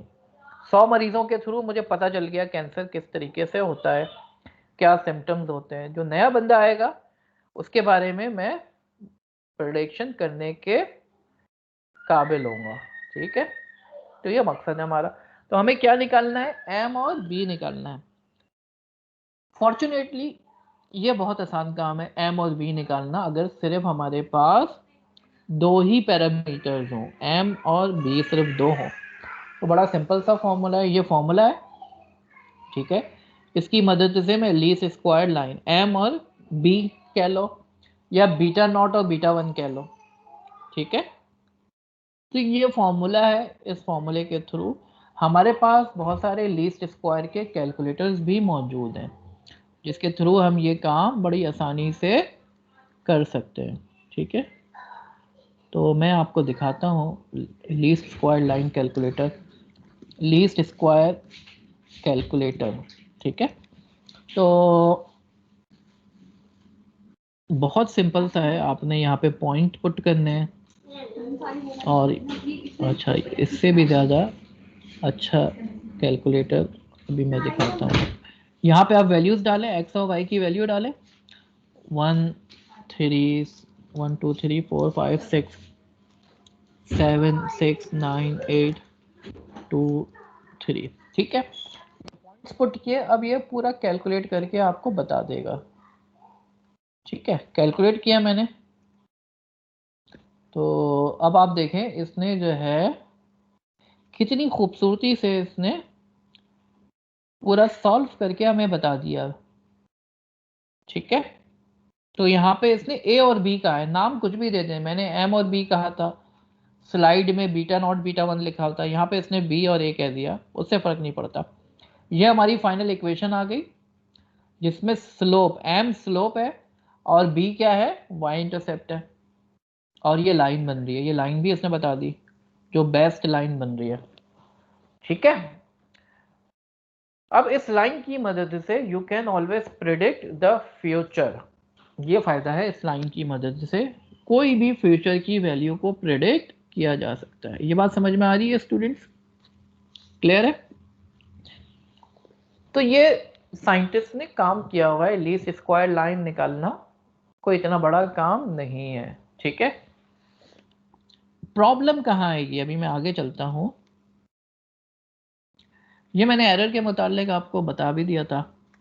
ठीक है, ये एक लाइन आपकी आ रही है और एक पॉइंट्स मौजूद है, एक्चुअल वैल्यू और प्रेडिक्टेड वैल्यू, उसका जो डिफरेंस आ रहा है माय डियर स्टूडेंट्स, ये हमारा एरर है, ये कम से कम होना चाहिए। ठीक है, ये तो हमने क्या किया? लीनियर रिग्रेशन किया। ठीक है, अब हो सकता है हमारे पास लाइन के थ्रू काम ना बन रहा हो, ऐसा भी तो हो सकता है ना। जैसे ये पॉइंट है, मैं भी बताता हूँ आपको स्टूडेंट्स, ये भी तो हो सकता है ना कि इस तरह से हो पॉइंट्स।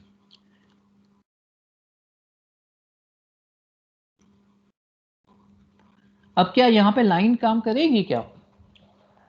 इनके बीच में लाइन बनाएंगे आप, बड़ा मुश्किल हो जाएगा, एरर बहुत आ रहा होगा।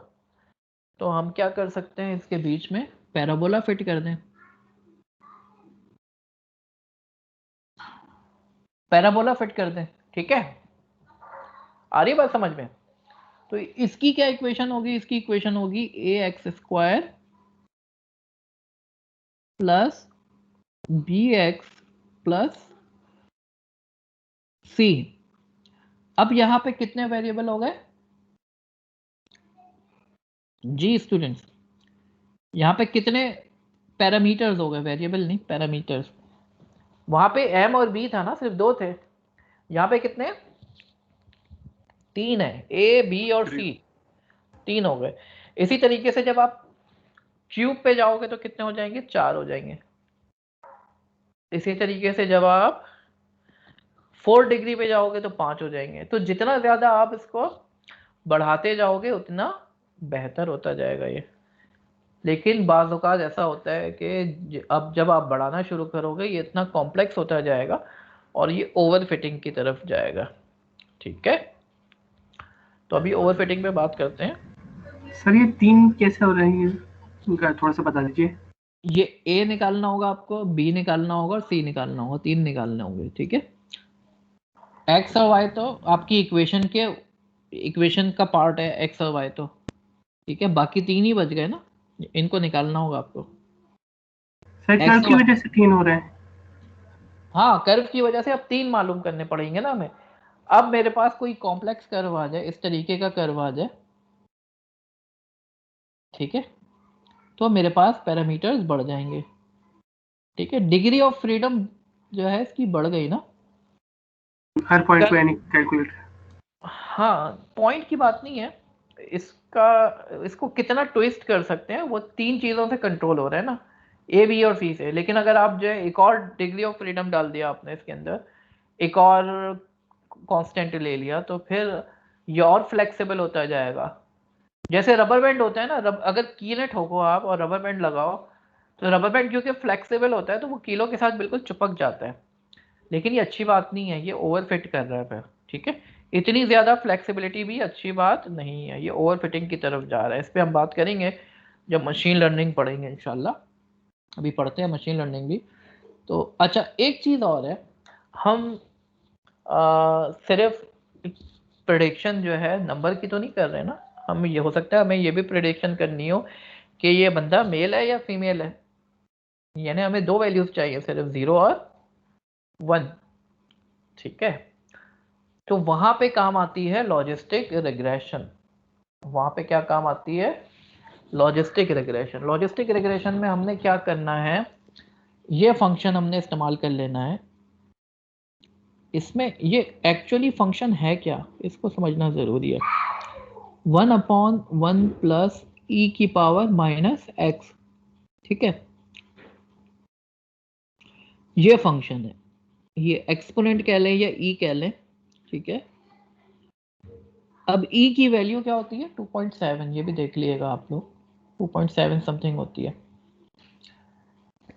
एक्चुअली जो हमारी वो जो इक्वेशन थी ना लीनियर रिग्रेशन की, यहाँ पे x की जगह पे वो इक्वेशन पास कर देंगे, ठीक है। ये जो इक्वेशन है ये वही इक्वेशन है जो पहले थी, x की जगह पे रिप्लेस कर दिया, यानी जो लीनियर रिग्रेशन का जो आंसर आएगा वो इस फंक्शन को पास कर देंगे, ठीक है। लीनियर रिग्रेशन का जो आंसर आ रहा है इस फंक्शन को पास कर देंगे। ये क्या करेगा, उस आंसर को स्केल डाउन कर देता है, उस आंसर को कहां ले आएगा? 0 और 1 के बीच में ले आएगा, प्रोबेबिलिटी बता देगा हमें।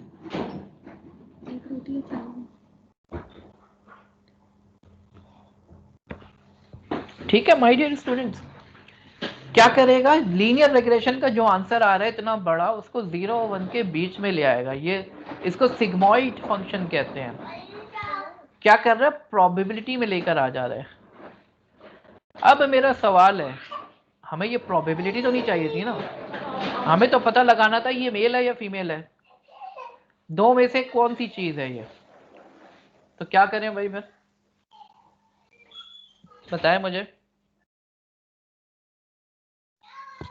दो में से कोई एक चीज बतानी है इसको। ये तो 0 1 में आंसर दे रहा है, 0 1 के बीच में कोई एक नंबर आएगा, 0.7 0.8 0.2 कोई नंबर आ रहा होगा, तो क्या करें भाई। जी स्टूडेंट्स, कोई आइडिया? नहीं आइडिया, बताना चाहेगा चैट पे बता दें।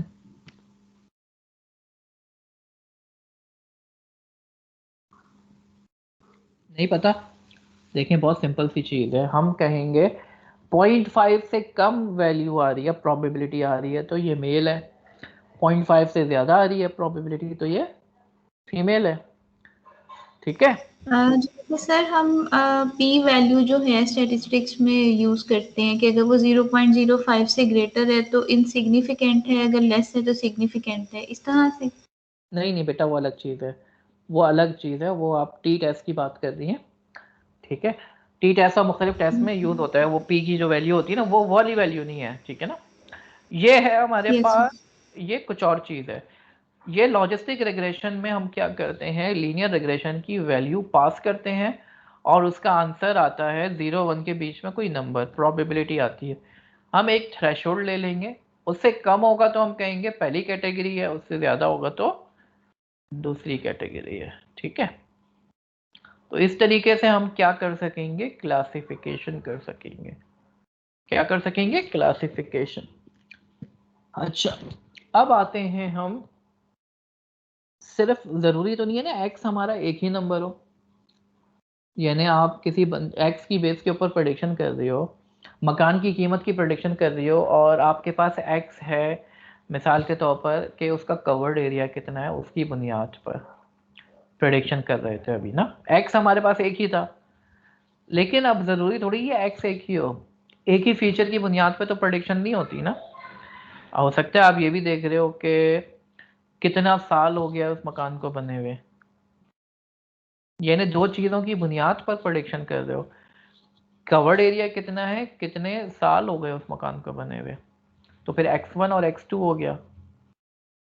तो हमारी इक्वेशन में फिर क्या होगा, ये मल्टीपल लीनियर रिग्रेशन हो गई।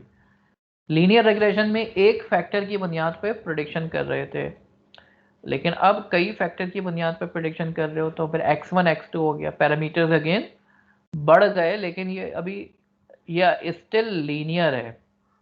ठीक है, स्टिल ये लीनियर है, स्क्वायर पे नहीं गया या क्यूब पे नहीं गया।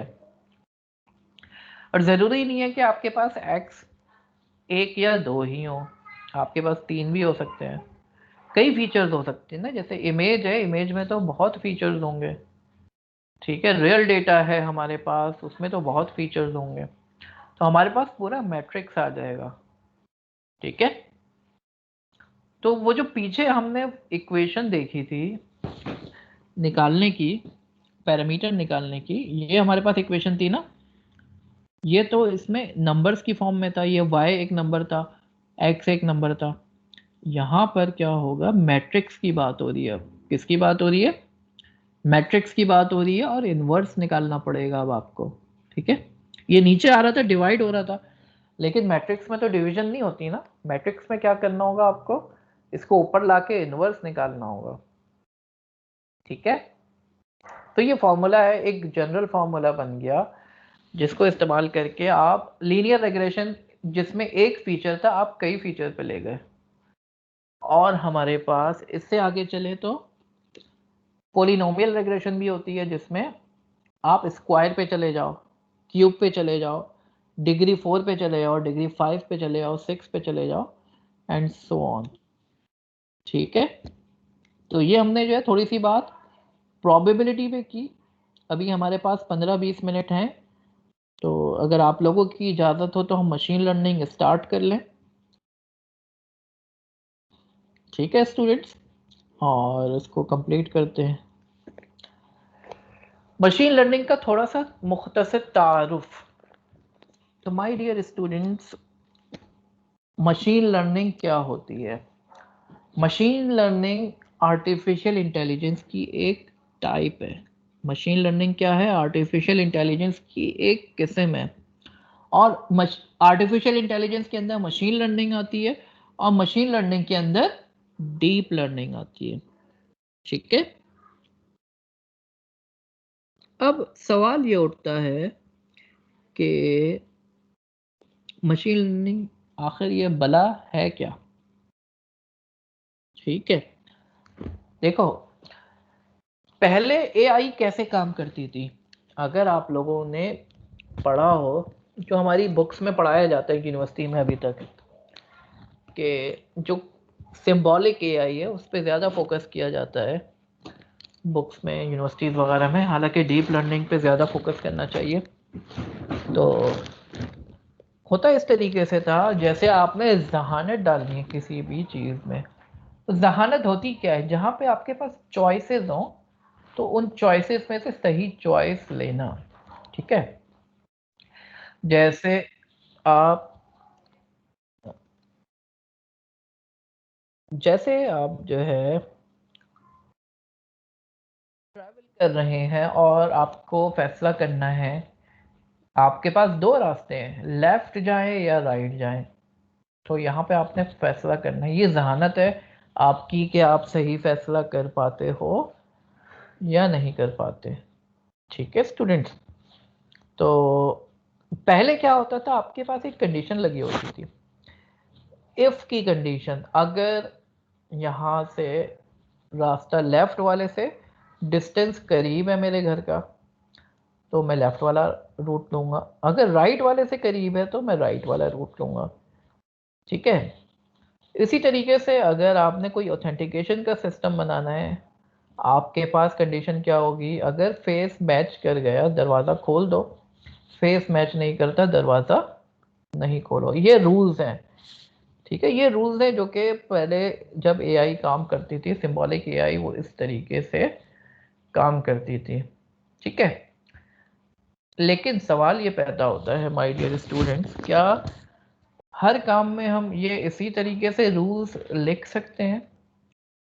क्या दुनिया का हर काम जहानत, हर तरह की जहानत इस तरीके से डाली जा सकती है? तो इसका जवाब है नहीं। बहुत सारे काम हम ऐसे करते हैं स्टूडेंट्स जिसमें हमारे लिए मुमकिन नहीं होता कि हम उसके रूल्स लिख सकें कि किन रूल्स की बुनियाद के ऊपर ये काम हो रहा है। मिसाल के तौर पर एक छोटा बच्चा किस तरीके से स्पीच रिकग्निशन सीख जाता है, उसको हम बताते तो नहीं है ना कि ये जो तुम्हें बताया जा रहा है ये जुमला, ये बंदा जो कह रहा है ये जुमला है, वो खुद ही सीख जाता है। अब इसका एल्गोरिथम क्या है, किस तरीके से काम कर रहा है, ये कितना मुश्किल है लिखना। आपके सामने एक पिक्चर आती है और आप पिक्चर देख के बंदा पहचान लेते हैं। ये इंतहाई ट्रिवियल किस्म के टास्क हैं, इंतहाई मामूली नौयत के काम है, लेकिन इसके बुनियादी उसूलों का हमें नहीं पता। इसके पीछे क्या रूल्स कार फरमा है नहीं पता हमें। ऐसे ही है ना? तो क्या किया जाए भाई? दुनिया में हर तरह के एल्गोरिथम्स के रूल्स नहीं लिखे जा सकते, हर तरह के काम जो हो रहे हैं उसके रूल्स नहीं लिखे जा सकते। तो फिर क्या किया जाए? तो फिर क्यों ना इस तरीके से किया जाए, कंप्यूटर खुद ही जो है अपने रूल्स निकाले। मैं डेटा दे दूं, वो रूल खुद बना ले। यानी मैं उसको 100 पिक्चर मेल की दिखा दूं, 100 पिक्चर फीमेल की दिखा दूं, और वो खुद सीख जाए कि मेल की पिक्चर ऐसी होती है, फीमेल की पिक्चर ऐसी होती है। मुझे ये ना बताना पड़े उसको कि मेल की पिक्चर में क्या खुसूसियात हैं, फीमेल की पिक्चर में क्या खुसूसियात हैं, बल्कि वो ये खुद निकाले अपने तजुर्बे से। उसका तजुर्बा कैसे बढ़ेगा? जैसे जैसे वो डेटा देखता जाएगा, पिक्चर देखता जाएगा। ठीक है माय डियर स्टूडेंट्स, तो अपने पिक्चर्स की बेस पे, डेटा की बेस के ऊपर लर्निंग करना, ये मशीन लर्निंग कहलाती है। ठीक है। तो ये मैंने थोड़ा सा तारुफ दे दिया मशीन लर्निंग का, कि रूल्स जो है हमारे लिए बहुत मुश्किल हो जाता है, तो मशीन खुद जो है रूल्स निकाले, उसको हम क्या देंगे, डेटा देंगे, और बुनियादी तौर पर हम उसको फीचर्स बताते हैं कि एक डायबिटीज़ के पेशेंट के बारे में बताना है कि ये डायबिटीज़ का पेशेंट, उसकी उम्र इतनी है, उसका मैरिटल स्टेटस इतना है, उसका जेंडर ये है, ठीक है, इसी तरीके से उसकी हाइट इतनी है, उसका वेट इतना है, उसका कोलेस्ट्रॉल लेवल इतना है, तो क्या इसको शुगर है या नहीं है। अब वो किस तरीके से बता सकता है कि बंदे को शुगर की प्रॉब्लम है या नहीं है, इन फीचर्स की बुनियाद पर। मकान की कीमत बता दें कि ये इतना कवर्ड एरिया है, इतने दिनों हो गए इसको बने हुए मकान को, इतने स्टोरी का मकान है, उसकी कीमत ये है। तो ये जो एक्स है हमारा, ये फीचर्स हैं, ठीक है। तो फीचर्स की बुनियाद पे हम मशीन को ट्रेन करेंगे। अब हम क्लासिफिकेशन भी करवा सकते हैं उससे। क्लासिफिकेशन से मुराद है वो कोई कैटेगरी बताए, और रिग्रेशन में क्या होता है, वो नंबर प्रेडिक्ट करे, ठीक है, ये बात हम कर चुके हैं अभी। इसी तरीके से वो ट्रांसक्रिप्शन करे, यानी उसको वॉइस सुनाई जाए तो वॉइस की बुनियाद के ऊपर वो बता सके कि क्या बोला जा रहा है, या तस्वीर देख के बता सके उसमें कौन सा टेक्स्ट है, ये ट्रांसक्रिप्शन हो गई। इसी तरीके से वो ट्रांसलेशन कर सकता है कि Urdu to English, French to Arabic, and so on, Python to Java translation. और इसी तरीके से वो एनॉमली डिटेक्शन भी कर सकता है कि क्रेडिट कार्ड है फॉर एग्जांपल, उसकी ट्रांजैक्शन हो रही है या बैंकिंग की ट्रांजैक्शन हो रही है, उसमें कोई एनॉमली तो नहीं है, कोई फ्रॉड तो नहीं हो रहा, इस तरह की एनॉमली। इंसान है, इंसान जो है उसके सिम्टम्स को देख के बता सके कोई एनॉमली तो नहीं है, उसको हार्ट अटैक तो नहीं हो रहा, उसको कोई बीमारी तो नहीं हो रही, अल्लाह ना करे। तो ये एनॉमली डिटेक्शन में करा जाता है। इसके अलावा जनरेटिव मॉडल्स होते हैं कुछ, जिसके अंदर आप डेटा जनरेट कर रहे होते हैं। आपने शेक्सपियर की बहुत सारी पोइट्री मशीन को पढ़ा दी, वो शेक्सपियर की तरह शायरी करने लग जाए। आपने पिकासो की पेंटिंग्स उसको पढ़वा दी, दिखा दी, और मशीन पिकासो की जैसी पेंटिंग करना शुरू कर दे। तो ये जनरेटिव मॉडल्स कहलाते हैं, और ये भी मुमकिन है मशीन के थ्रू करवाना। ठीक है जनाब, यहाँ पे कोई क्वेश्चन हो आप लोगों का तो you can ask me any question. No जी सर, ये रिग्रेशन में, लीनियर रिग्रेशन, इसमें एक्यूरेसी कितनी होती है? इसलिए कि इसमें एरर भी है, y = mx + b, तो इसमें एक्यूरेसी फैक्टर भी आता है बीच में।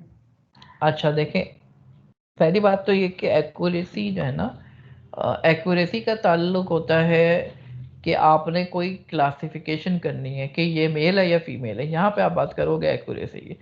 रिग्रेशन में आप बात करते हो मीन स्क्वायर एरर की, मीन स्क्वायर एरर कितना आ रहा है, यानी जो उसको प्रिडिक्ट करना चाहिए था उसके कितना करीब करीब पहुंचा है वो, ठीक है, टोटल एरर कितना आ रहा है उसका ना, ये ज़्यादा इंपॉर्टेंट है मीन स्क्वायर एरर। तो ये प्रॉब्लम पे डिपेंड करता है। ये फॉर एग्जांपल अगर आपके पास डेटा लाखों में है, स्केल लाखों में है डेटा का, तो फिर एरर जो है बड़ा आएगा, और पॉइंट्स में वैल्यूज है तो फिर एरर छोटा आएगा, ठीक है। तो डिपेंड करता है, जीरो के करीब करीब होना चाहिए अलबत्ता, ठीक है ना। राइट,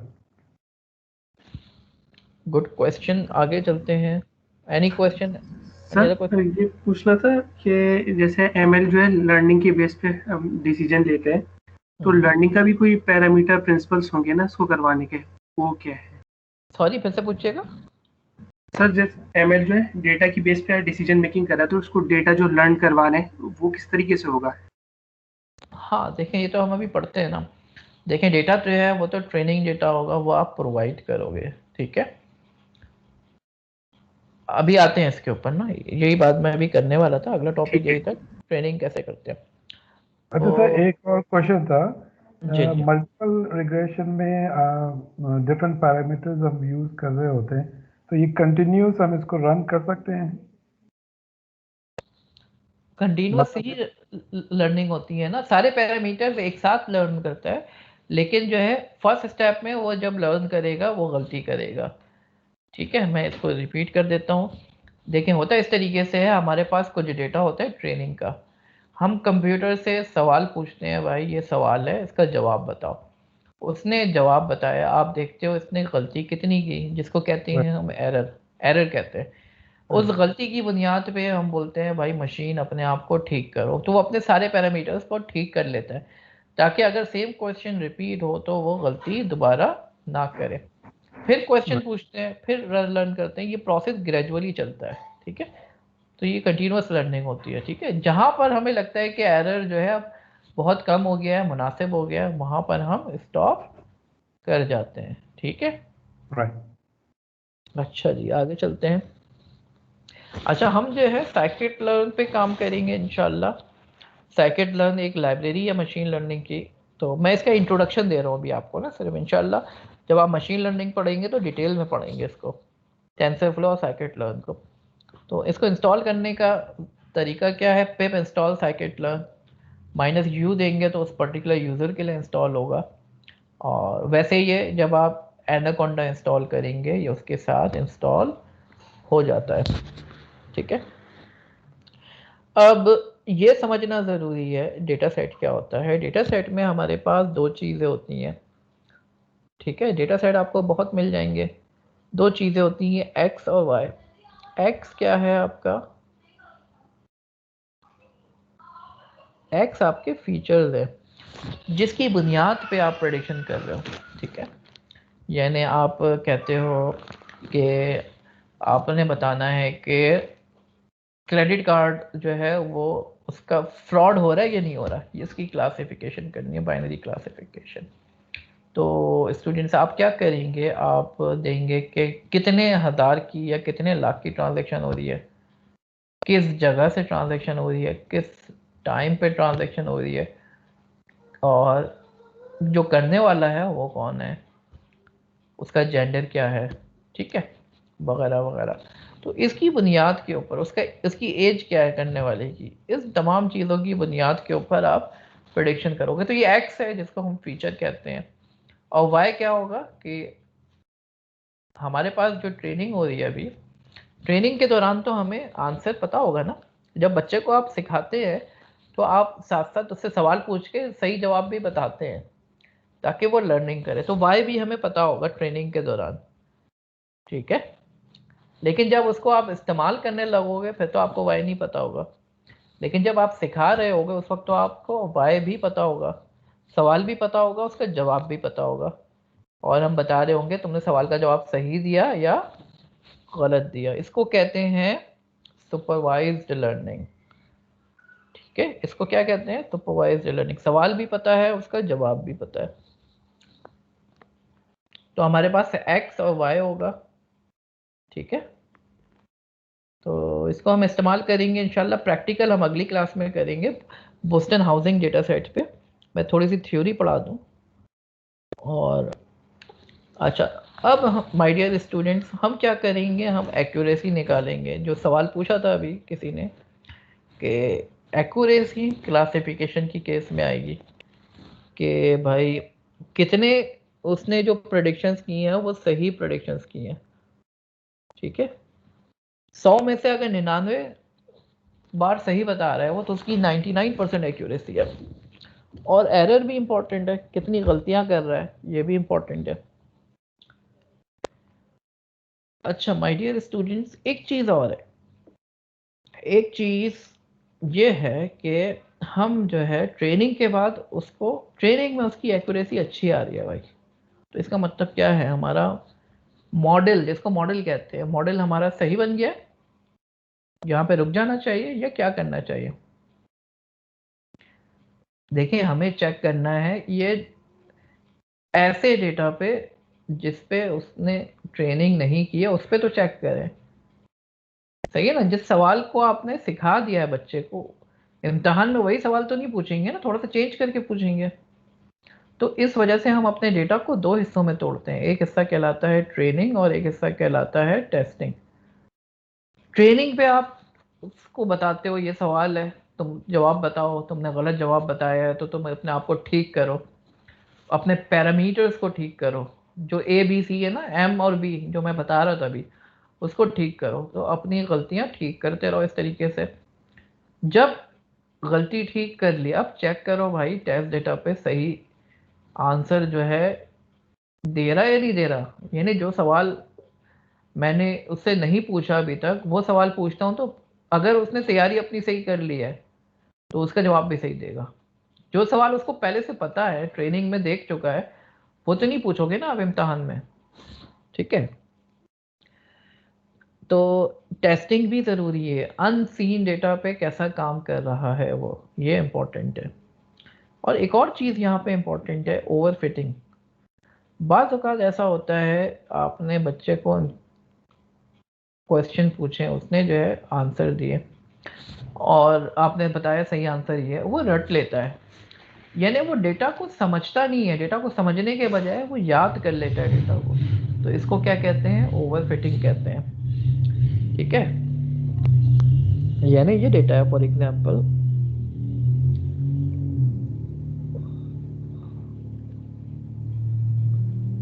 अब इस डेटा में आपने ट्रेन कराया इसको। अब ये हो सकता है कि उसने जो है ना डेटा को रट लिया, और रटने के बाद जो है उसने डेटा की लर्निंग इस तरीके से कर ली, इसने इतना ज्यादा फ्लेक्सिबल हो गया कि इसने ओवर फिट कर लिया। एक तो हद ये है कि वो पूरा डेटा जो है ना एज इट इज, उसने डेटा में अगर थोड़ी सी नॉइज है, नॉइज को भी रट लिया उसने, ठीक है। एक तो हद ये है। दूसरी हद ये है कि वो इतना सिंपल मॉडल है, उसने पूरा समझा ही नहीं, ये भी हो सकता है, अंडर फिट हो गया ये। और एक ये है दरमियान की राह, दरमियान का रास्ता, उसने डेटा के पैटर्न को, ट्रेंड को समझा कि ये पैराबोलिक कर्व है ट्रेंड, और उसको जो है उसने डेटा के ट्रेंड को समझ लिया। तो ये ज़्यादा इंपॉर्टेंट है, ना तो ओवर फिट कराना है ना अंडर फिट कराना है। ओवर फिट में क्या होगा, उसको आपने ट्रेनिंग कराई, ट्रेनिंग में अच्छी एक्यूरेसी दे रहा है, लेकिन जब टेस्टिंग में गया वहाँ पे मार खा गया, वहाँ पे गलतियाँ कर रहा है, ठीक है, क्योंकि वो याद करके चला गया समझने के बजाय। और अंडर फिट में तो ये है कि वो समझा ही पूरा नहीं, तो वो तो ट्रेनिंग में ही मार खा जाएगा, टेस्टिंग तक तो बात ही नहीं पहुंचेगी, ठीक है। तो ये दोनों चीजें इंपॉर्टेंट है।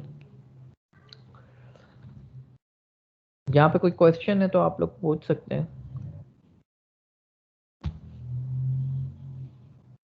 मेरा ख्याल है यहाँ पे हम स्टॉप करते हैं इस टॉपिक को, जो है हम जो है बिल्कुल पहुंच गए हैं वहां तक के जहाँ तक के बाकी स्टूडेंट्स हैं। तो ये बुनियादी तौर पर जो है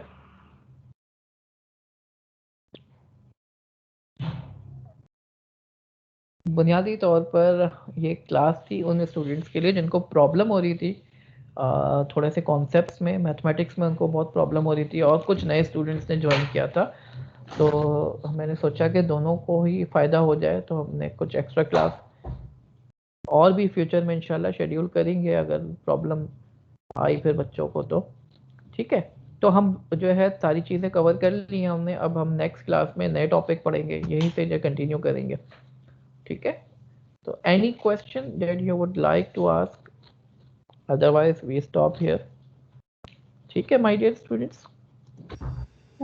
सर इसकी बुक रिकमेंड कर दें मशीन लर्निंग के लिए। जी सर।